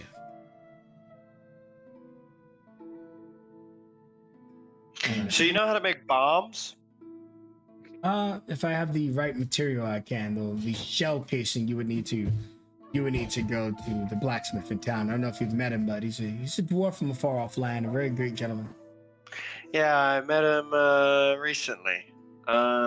He sells I was bombs, trying- you know. I was trying to learn, how to make that. The concoction, the general ingredients needed to form the recipe. I could teach you a very basic one, but that would take a few days, at least 7 days of your time. Would I have to know how to use alchemist tools? You would need to be proficient. Without that, it would take several weeks, maybe even a few months. Ooh. Let's, I guess I could at least start the training here. I'm sorry. That- It took me years to learn all this stuff. Nothing comes that quick, I'm afraid. Yeah, it's fine. I just want to know how to make a bomb, an explosive. So I can teach you a really simple one in 7 days. We call it a Molotov. that'll do fine. Okay. So if you give her 7 days of downtime, presumably you'll do this when Petra does her downtime. The only thing with these specialized teachers is they can only do one-on-one classes. That's to keep it special that the individual is learning it, and also just because we do such short amount of time to learn permanent skill sets, even if they're niche. So with that said, do we have any more questions for her? Are we gonna start debating how we're gonna get down into the tunnel? And I know I asked you those questions, but those questions don't actually matter because you hear, "We're under attack!" And that's all initiative. Bug no waits for no man. We run out there and it's like a squirrel or something attacking the They're guards. just like really scared for no reason. You say that, and then we just see the art right show up. I'm like, no, it doesn't feel that. Kizarak, being an expert in these creatures, the moment they say you're under attack, you know how they surface, you know how they move, and that automatically, instinctually allows you to act first. Kizarak, take your turn. Did I hear them come out of the holes, or do I hear where they're at? Yeah, they've certainly surfaced. The other one on the top is... Oh, that's not a good noise.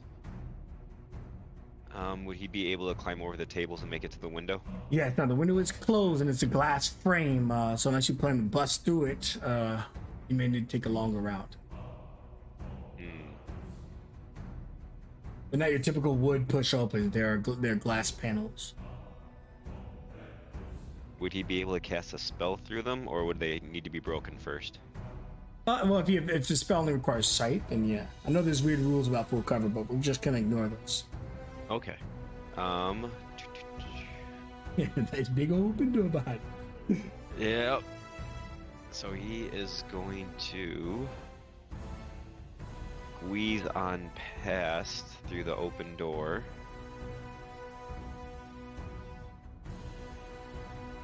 So they're difficult terrain now. 5, 10. Just one instance and you're good. Okay. 20. Oh, he sees him through the window.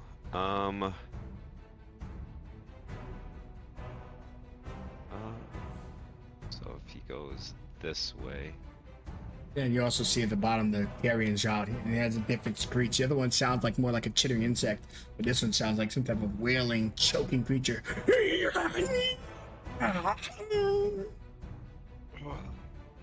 I never got used to those sounds. And he is going to hold an action as soon as that door opens and he can kind of get a view of that thing. He is going to, or at least until the window breaks or the doors open, and then he'll cast Entangle on the ground in front of that thing. Okay, excellent. And that'll be EOT. So you just invoke the magic. Green energy forms in your hand, preparing to entangle. Yeah, the energy is in his hand and his hair is standing on end. Looks like the fan's on as your hair is kind of sweeping around and stuff. Chin her up. Kind of knowing how Chesh fights and knowing that he's looking for a line of sight, he will go 5, 15, 20, 25, and he'll kind of throw the door open here. Is it a closet? Bathroom. Oh, that's a closet. Sorry, that's my interpretation. That's not a door to the outside. No, it's a toilet in there. Okay. Sorry, he was like, as soon as the door opens, so I was like, oh, this is a door to the outside. It's not this is a bathroom door. We know that. Chester not familiar with mills. This is his first time inside one. There's only one major door here, and there's a reason there's nothing there because it was broken down when they first attacked. Okay, well, I'm not sure what Chess is looking at for.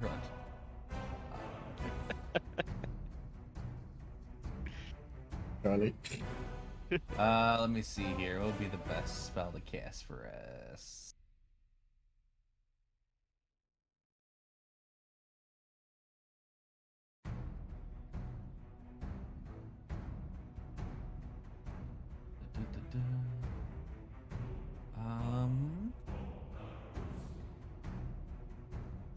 Well.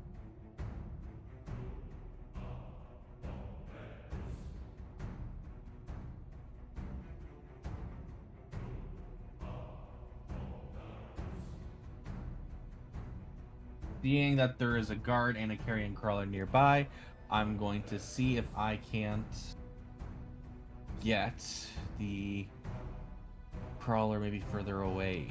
I'm going to cast Dissonant Whispers on the carrion crawler. Kaishin starts running up and kind of takes out his flute, so the piercing noise will go through the sounds here, and you'll just hear kind of a piercing noise that makes all the grass turn into like razor sharp blades, like everything is forcing the entire nature around it to stand on end. Wisdom 13 for 6 psychic.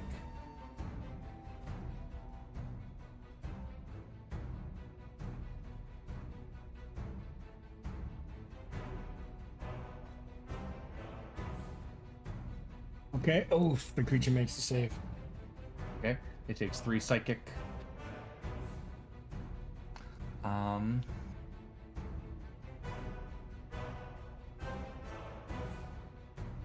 You would see with that.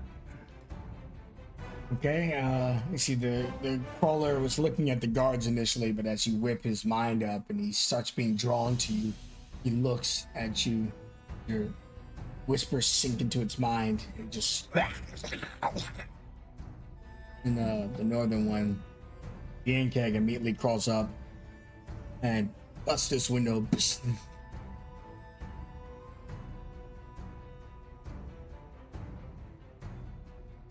And crawls inside difficult terrain. Let me see his movement he has left. So here, then difficult, that'd be 20. He actually has enough to get you, Petra. He moves in. And you just see him try to bite you in his shoulder. I will launch a where is it? Cutting words at it. Okay. -3 to the roll. All right, so comes in, tries to sink its nasty ass, large, spiky claws into your shoulder, but unfortunately, as the words slice into it, equally misses you. Just almost breaking the table. Mock is at. You can just hear Kaishin shout, "Not a chance!" And as the words speak his mouth, it becomes like an echo.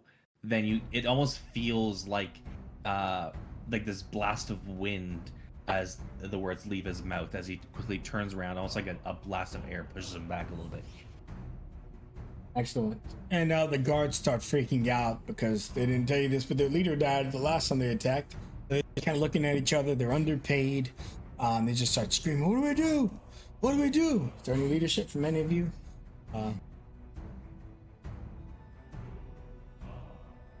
Do a Run, damn it! Tell them to run. Some save to see if they can figure it all out. Not knights, so they don't have the bravery trait. Only one of them rolled above a 10. I'd say 3 of them take that advice. Right! gas off the property. One of them just, Eleanor's lost a lot.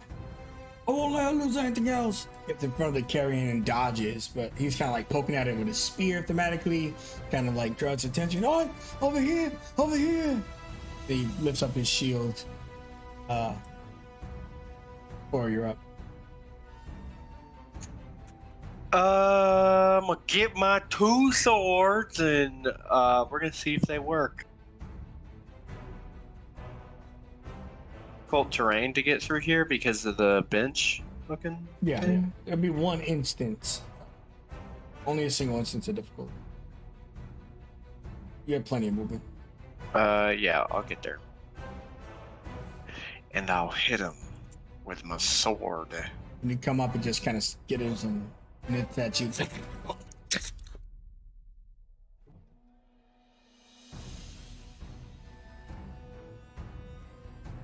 Awesome. All right.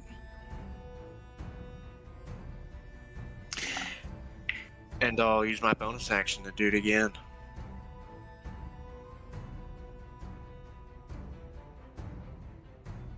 Oh wow, consistency. Okay. Both of your attacks sink into the creature for 11 damage. And then not 11, because, 13 damage, sorry. and then because I don't want to still be there after I smacked it a few times, I'm gonna do a barrel roll. Don't you have to bonus action swing your second? Oh yeah, I sword? did. I keep thinking I have an extra attack. I don't know why, but anyway. You're used to playing 5th level or higher characters. Yeah. That'll be all. Okay. Before you go, Cheeserak, you can still see the target of your aggression if you want to release it at this. I definitely would, just to see if I could entangle that Enkeg above. Sure. Now, Entangle is supposed to work on a flat ground surface. It's in a hole. Mm-hmm. So if you do it before he moves, it won't be as proficient. Do you want to wait for him to maybe get out the hole, or? But the only problem is if he moves out of your sight, then you're fucked. So it's a gamble. Yeah, I would move it. I would cast it before he moves then. Okay. You cast it and it kind of sinks into the hole. Hard to really pinpoint a strong, solid stand for it. Let's see if the creature gets caught.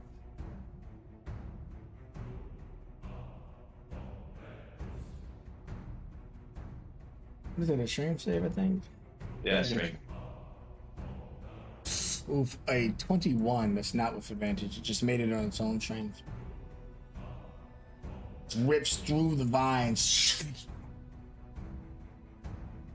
You would know that they're not extremely strong creatures. Members in your party have higher modifiers, for example, in strength. It just seemed very courageous and brave and busted through it. It had to be the strong ones that come. Okay, Mock is up, and he immediately uses an action to treat Petra, pouring a potion onto her. Petra taking damage? Well, Petra has 37 to 41, so I think she just didn't fully heal on her long rest. Yeah, I didn't fully heal now. So she sees that you're wounded. She's not sure the creature hit you, but she sees that you're I wounded. didn't realize you were fully wounded. I could have spell slotted you. But Well, that's fine. it's all good now. Move along. Yeah. You move. She heals you, and then you see that she just kind of stands next to a core, not wanting to give this creature a free opportunity attack, and also for trying to sneak in right in the middle. Declan, you're up. Alrighty.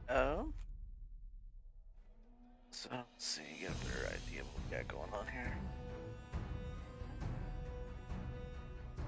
Two big nasties. Alright. Big Nasty down below has a guard on him. That Big Nasty up top just says us.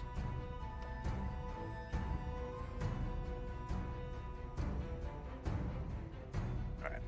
So probably gonna keep it simple. Firebolt.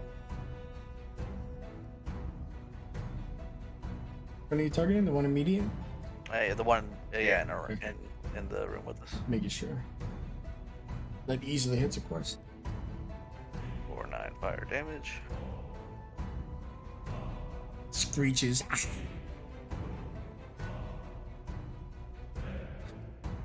Alright, Tram, all yours. I got him nice and angry for you. Yeah, great. Then Petra doesn't destroy it first. You're up. All right. Petra's going to attempt to grab this creature's attention, so she's going to use her bonus action as she looks around the shop, gauging how much room she has, and then looks to Eleanor.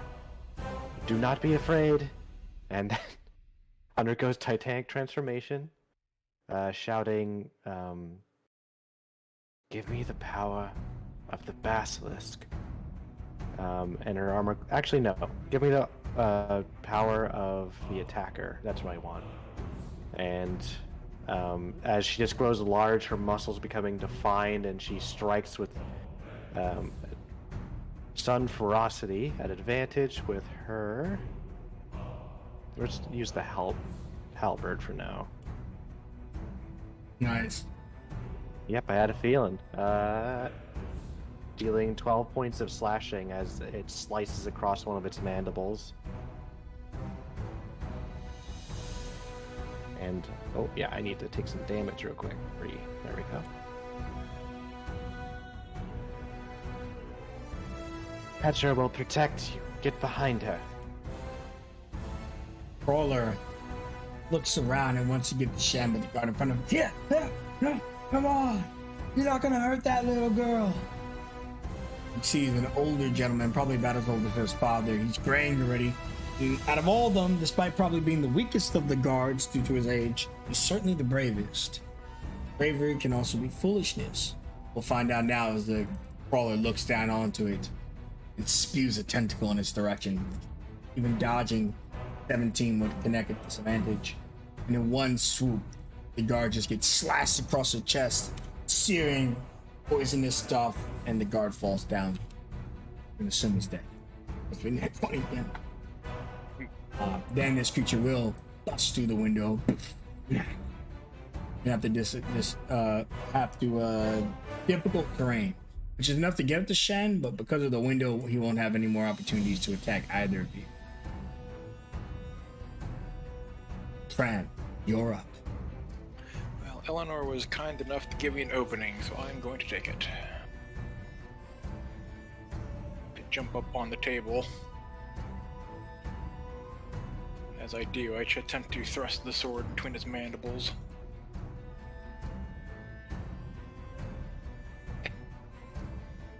The creature sees you come in as you leap onto the table, and it just swipes with its claw.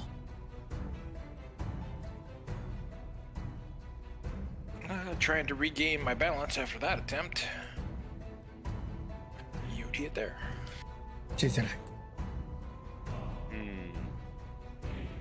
Kind of looks down at Cash and, well, this isn't ideal. And you can't cast that. It doesn't look like there's any metal on this thing. So it's not gonna move, so Spike Rope won't work. Looks like his best option is to just try and Thorn Whip it. So he's gonna swing. His hair's gonna grow long. Go ahead. Let's go.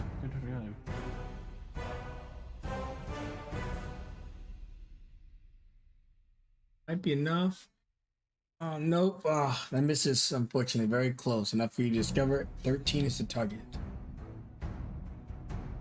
It just kind of uselessly bounces off his armor, and he is going to reposition in front of the door a little bit better, but other than that, EOT. As you're throwing what misses, you realize that this is a veteran crawler. It must have seen many fights. That's the only way your precise attack would have failed in this instance. And you're up.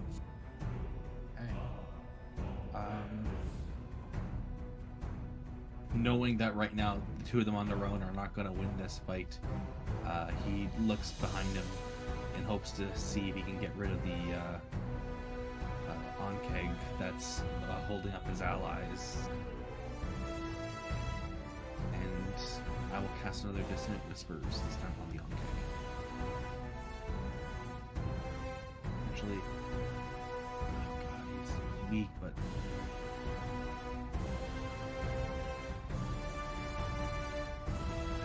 Spell slot, I don't have to. Yeah, no, I'm gonna save the spell slot. I'm gonna go for...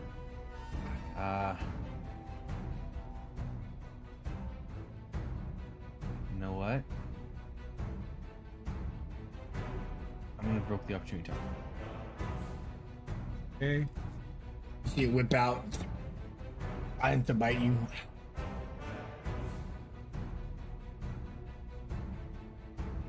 Uh, 16. 16 will hit. Just chomps into your shoulder for 7 piercing. Okay.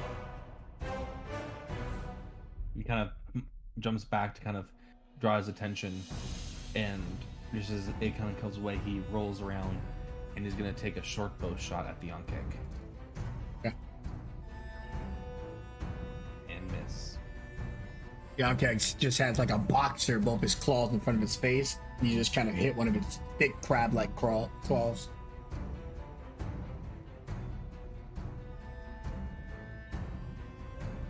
Yeah, I'll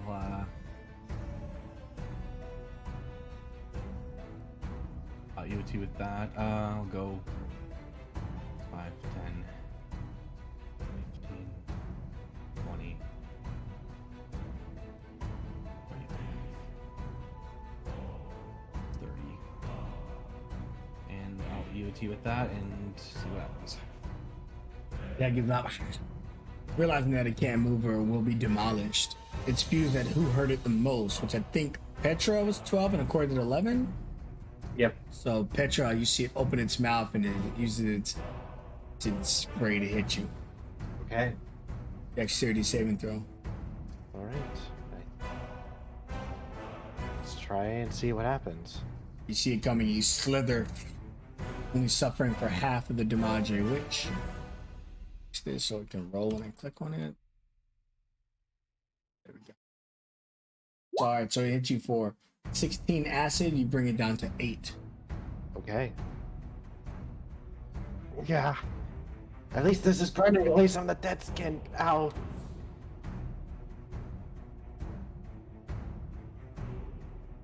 Guards largely retreat, but the one outside, light fades from his eyes. Goodbye, cruel world.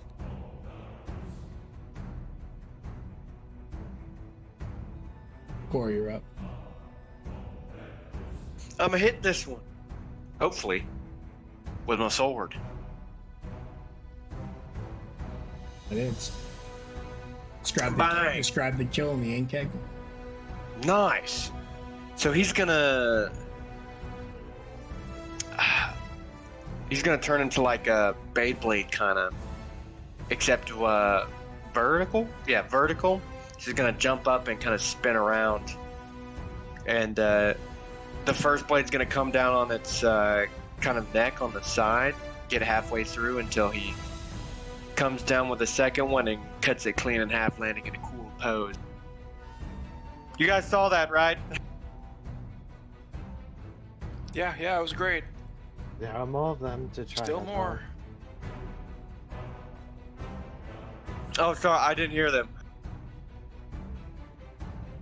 Then he's gonna roll over there.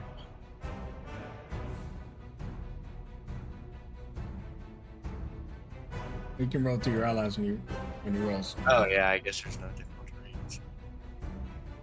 Yeah, you don't suffer. That's exactly what it's for. Just do anywhere you want. And I'll just use my movement to get right here. Oh no, it looks. He's got one more potion made up. The last one. He runs up to you, Petra. Save it. The gods out there that can use it. You sure? She is fine. We must secure everyone. She gets into this corner by Declan. She'll die since she can't reach anybody else this turn. You're up, Declan. Alrighty. He'll look over to Eleanor as, don't worry, we do this every day. And he just kind of gives her a wink before he goes to blast the carrion claw.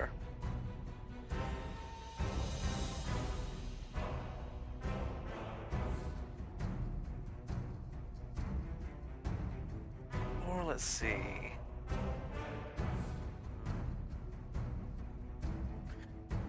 Do you guys want me to attempt to put a charm on it so it loses its turn? Or just Do your hit it? thing. Okay. Was this Let's the one try. that you need a common language for it? No. Okay. See her here.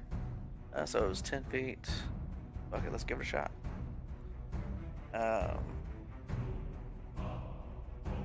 And he is going to try to put it under a charm.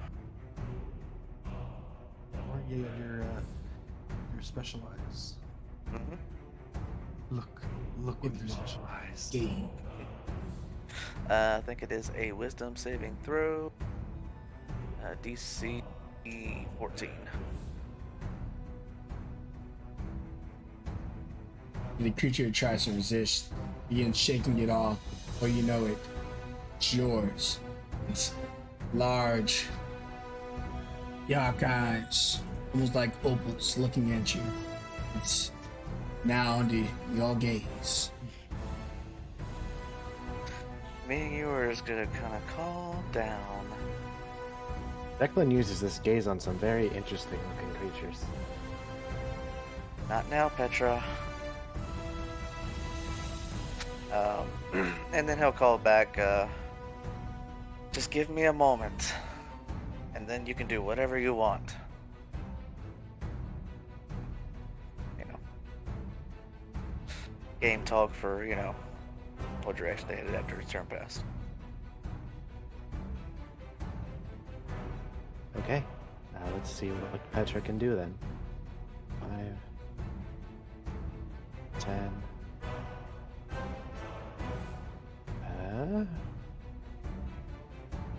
Let's see. 15. 20. Petra will hold her action to attack it until Treya attacks it. Okay. And we'll EOT there. Clicked it. Hold on. There it is. Right, so just locked looking at Declan the whole time. I don't know what Declan's doing, but you see the carrion starts moving its hips back and forth. Tram, you're up. Tram appreciates the opening but doesn't care beyond that. This thing needs to die. Charges in. Damn it. You have advantage if doesn't Pat say disadvantage? I think so, right? No. I don't. Oh, it doesn't. Interesting.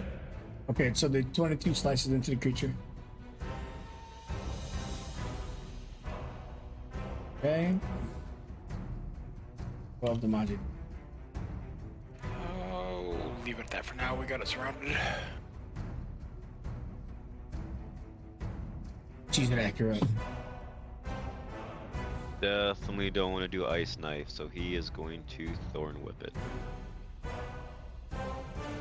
Oh no. Ouch. God. You know what it is, Sheethack? You're so worried about the homeland, what it's become. Seeing this reminds you of that. And he's just crestfallen, seeing all these corrupted creatures in front of him. He can't even bring his will to try and strike these things. You see this this crestfallen look on his face. Jeshurax, be with us. Petra's going to help you, okay? This is... It's like my home. It is I'm not also going anywhere, buddy. Oh, it's fine. I got it. You can hang back if you want. You saw that one before, right? Nope, I think we missed it. Shem, what are you gonna do? He's gonna level another short bow shot. Nice, thinking you get this time. And he just kind of calls out the Cheshire Axe. Home ain't going nowhere. Neither am I. Neither are you. We'll find a way. Right now, there's just today. Excellent. Or you're up.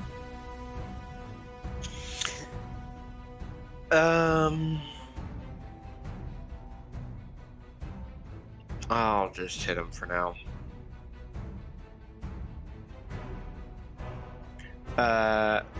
A longsword.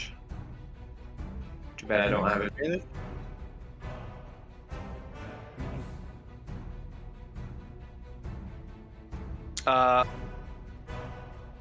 Can I actually be here? Why not? Because Petra's only one size larger. So you can't stay in her spot, but you weren't in her spot.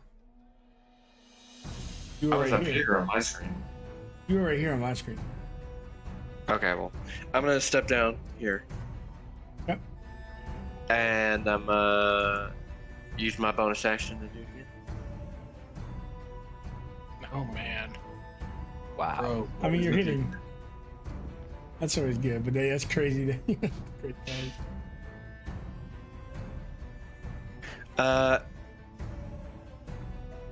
And then that'll be all. I don't know. It takes a dash. Staying safe away from the creature. But then you see that she's about to leave its range, Chizarak, and you warn her not to. But you would know that the tentacles are 10 feet, so the crawler would be a. Does your No, it's no longer capacity. It would have its reaction back. That worked. Does it cause them to lose it? Is the Well, question. its reaction said they can't take it, so they wouldn't take it away from them. Okay. They're just not able to use it. But if it's gone, then they can still use it as an expended. So she'll just tuck herself into this corner. And that would That'll still do. be 15 feet away. Well, we'll just assume that she never actually got in here. She never entered its range. Declan warns her, she goes running by. She can never not enter its range. Oh, I see what you're saying. I see what you're saying. She did enter its range initially. Yeah. So. Okay, so yeah, she'll get here. That's when Chizarak's like, oh, wait. He's a specialist in this field. And Declan, you're up. Alright, let's see.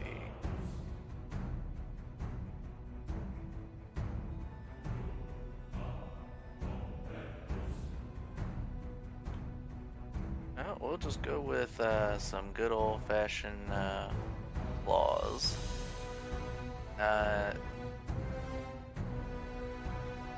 Yeah, I do. I can mix it up in melee too, guys. So you like lead work, right? Shut up. Chizarak, Sir, this is your character. Chizarak, you remember those claws in your back that night? No, it's joking. Right. Gives Declan a wink. That never happened. Allegedly. Ain't no allegedly to it. All right. We're going to go reckless and give a swing with our halberd on the carrion.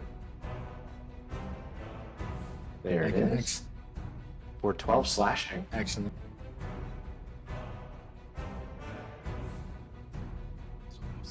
The creature is on its last legs. Endure one more round.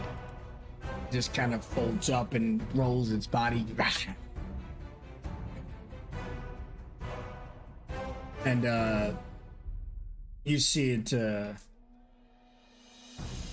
see here. I'll take one shot at Petra. Then I'll take You have another advantage? shot at did the second most to it. Surprisingly, 7 from Shem, but he's too far and won't take opportunity attacks.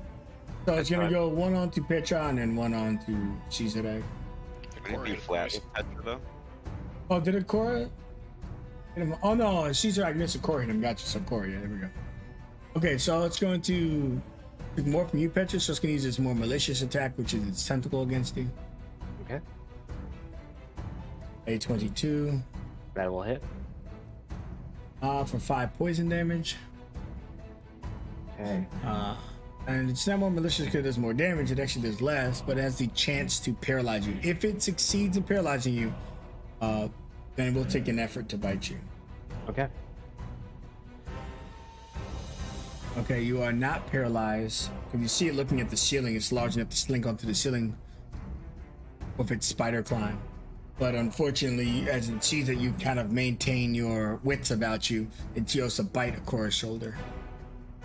And pissed off that you didn't get paralyzed, it critically bites Akora. No. Oh, but luckily we have some Blade Ward action. You're gonna have a resistance to this. It's not a magical bite. 1, 4, 8, 10, 14. She takes 7 of piercing damage. Brought from 14 down to 7. And then the crawler just doesn't have any opportunities to move, so it stays put.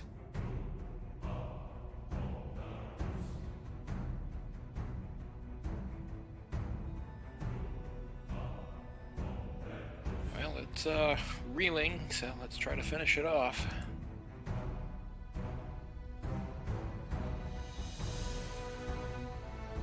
Describe the kill. It kind of rears up a little bit as it's kind of slashing around in pain. And as it leans its neck back a little bit, I just take a quick slash right across its throat.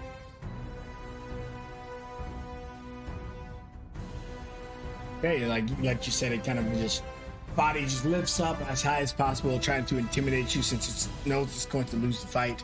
And you just take that opening, and it falls back, towering and crushing the bed. And this party's over. Thank you, Miss Window. I'm gonna catch her breath. We haven't managed to kill any of them, and you've just arrived and took out 2. My confidence in you has increased greatly. I'm guessing there's more than 2. These type of creatures belong to hives, so I'd imagine so.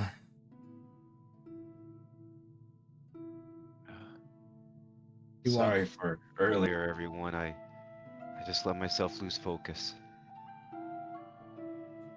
Happens to the That's best of fine. us. I had it under control anyway. Did you see that one time? The one before that? I will say I was rather impressed, Takora. I didn't realize you were proficient with longswords. Yes, it was really handy. I used to be really good with them before I took up guns. But ammo's hard to come by, so swords are a little bit more reliable. You see, Mock is tending to this gentleman here. Is he alive? We've got our 1 medicine check, nat 20. Only thing for a dead character. And she has that potion she didn't have to use on me. Yeah, but he's dead. It has to be the nat 20 medicine. Alright, I can give it a shot. Holy shit. Oh no, it's just 19 from your skill. She looks at him and she's about to take out the potion and uncork it, but you Jester know holds better. up his hand and just shakes his hand. I'm sorry, he's too far gone. Looks down. Ram was a good one. Thanks. Was brave to the end. Another one to the list. Hopefully the last, as she looks to all of you. I can count on all of you. We'll end this. I've got some rope that we can drop into this. The guardsmen preparing it for some time and for their last expedition. I'd suggest you take at least a short rest, perhaps for one of you. But if not, I wouldn't wait till nighttime. That's when they're most frenzied. They're far more dangerous in those hours than they're in the day. Can I see how far down it is? You would see it's beyond 60 feet, but you can see clearly with your Wukong eyes. Yeah, it's pretty deep down there. That's all right. Oh, yeah, Cheshrex would have told you not to do that. Don't worry about drinking a health potion. I can heal you, and if we short rest, I can recover. Does your healing taste like raspberries? And you see him kind of like shake the dander out of his hair, and a couple of leaves fall off. It's a little bit more Oh, bitter than that. oh God. Petra wouldn't mind some help over here. Dandruff healing? And as you like, sound all discouraging and everything, you see his hair kind of fly up again, and you just see a whirlwind of leaves come up and enshroud her. And he does his Cradle of Life, and she heals for 24. Was he back up to max? And then he looks over to Cash and, do you need some too? I took a hit. If we're gonna rest, then sure. And he gives the same. It's the same health.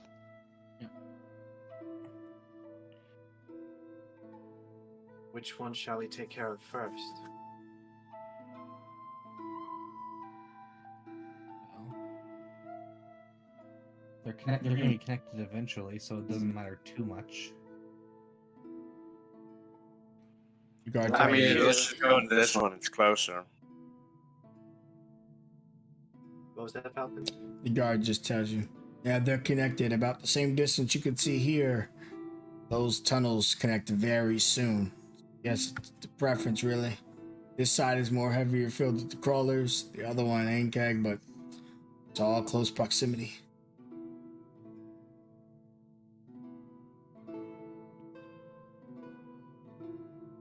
I agree with Cora. We're here. No reason to pick the other one over this. Very well.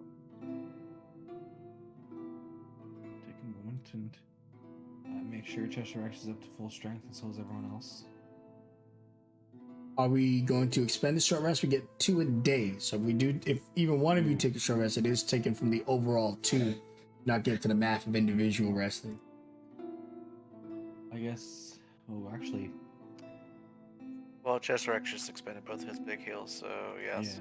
yeah. Yeah, I would suggest it. Mm-hmm. All right. I guess I'll leave it to. I'll bring him to the party for a second because, sorry, I forgot about that. It was only limited to 2 because I was only down 7 hit points. So I could easily go without if we want to. If we'd be comfortable moving along with just 1 Cradle of Life.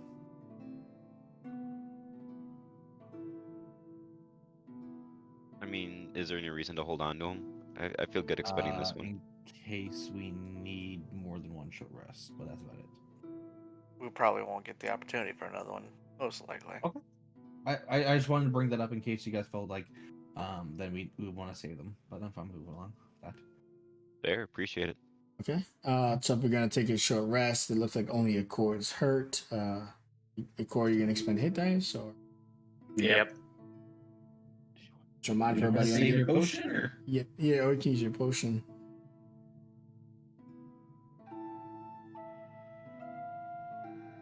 Better to use the hit dice. Potion could be used in combat. Yeah, it's true. In case your healer goes down. So you guys are tracking your hit dice. You only get back half your hit dice rounded down. An additional 3 or 4. On this. Just consider. I'm only down 7, so. Okay. So all of you guys take a short rest real quick. Some of you talk to Mock, learn more about her family and the settlement, the town. The guards give you as much information as they can. They tell you that they spotted a strange creature down there. It was something between a monster and a man, and it didn't attack them. It tried to get them to side with one of the factions, but the guards felt like both factions needed to be destroyed because they're dangerous. And he said that the creature just moved along the moment they didn't agree to take one of the sides. They spoke to them? Yeah, it was some type of creature. It looked like a mole man or something. What side was it vying for? Was it vying for the Onkegs or the Crawlers? He said he's a mediator between the two. That something got both parties stirred up. That he thinks there's a third faction down there. Petra believes maybe there could be a different solution than just slaughtering everything, if we speak with him. Hmm. Only one way to find out. Violence can be avoided. I think it'd be worth it. You guys, what you do? I just give you all the information I had. I know the inkegs and crawlers are not exactly easy to communicate with, so maybe prioritize finding this man if you want that route.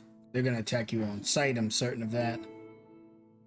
Well, Petra has delayed this long enough. Climbing is not something her kind does often, so forgive her, she will be very slow. Well, I can create you a bit of a stairwell down on my way down. She would appreciate it. So yeah, I guess whenever we're descending, he'll kind of do like a little spiral staircase for her to go down. Now it's more than 60 feet. How much can you do at a time? Oh, this one is kind of like a. Oh, it's not like a. I was going post text.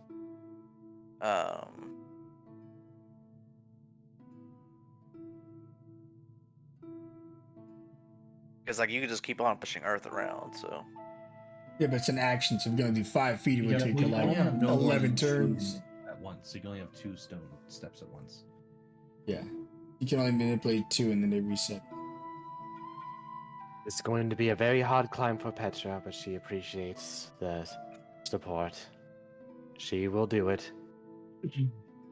It's possible, but it'll just take it's just gonna take very long because it's an action for 1 5-foot square.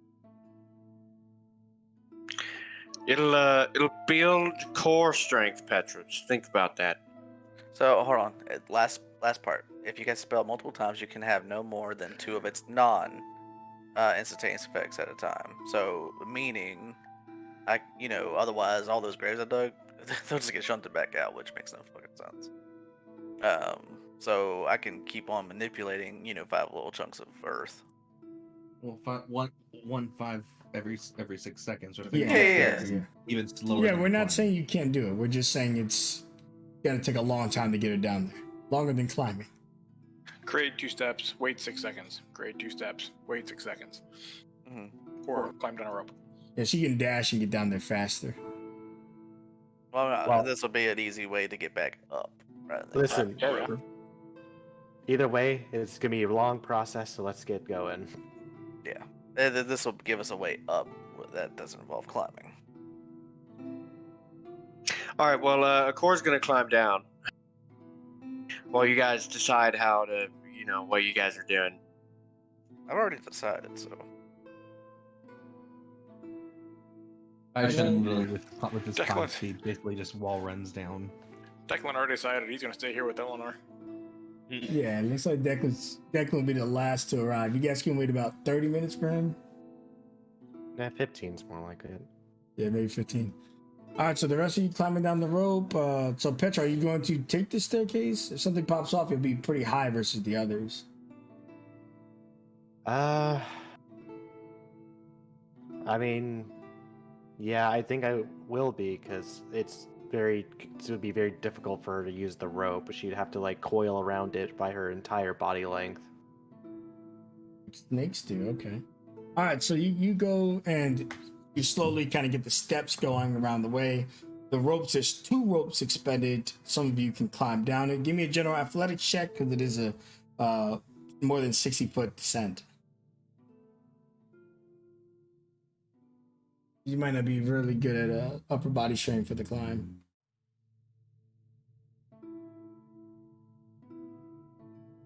Would climb speed circumvent that? Yeah, climb easily circumvent that, of course. Y'all. Doing a should little just, weakened wall from the run last down. attack. Oh, Okay. I may have to give it some sleight of tail here to catch you. My hands are slippery. Got some crawler blood on me. All right, let's see here. Vestrex, pretty sure he recognizes someone in the rope. No, no.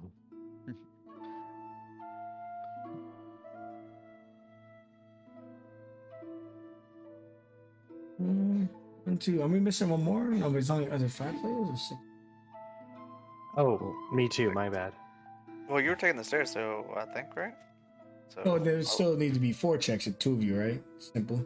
Mhm. So one more person we're missing. Who are we missing? Oh no, you said Kaishin Kaishin didn't need to come back. as a class read. And then 2 people Oh, taking stairs. Shen's climbing. You're right. Yeah, Okay. yeah. All right. So let's see. Akora, you would get to the bottom first, followed by Shizarak and Tram. Tram, it was a little risky whether you'd fall or not, but you make it there too. And of course, well, Shen would actually get first because he just runs down the fucking wall. Around 4 of you will get to the bottom. You immediately are attacked by Carrion Crawler, an adult one, and a young one, with Petra about 50 feet up and Declan also about 50 feet up. And that is where we're in the session. Ooh. Nice. Oh. Turns out, Cliffhanger. don't take the stairs. Or we all just take the stairs, you know. Out of curiosity,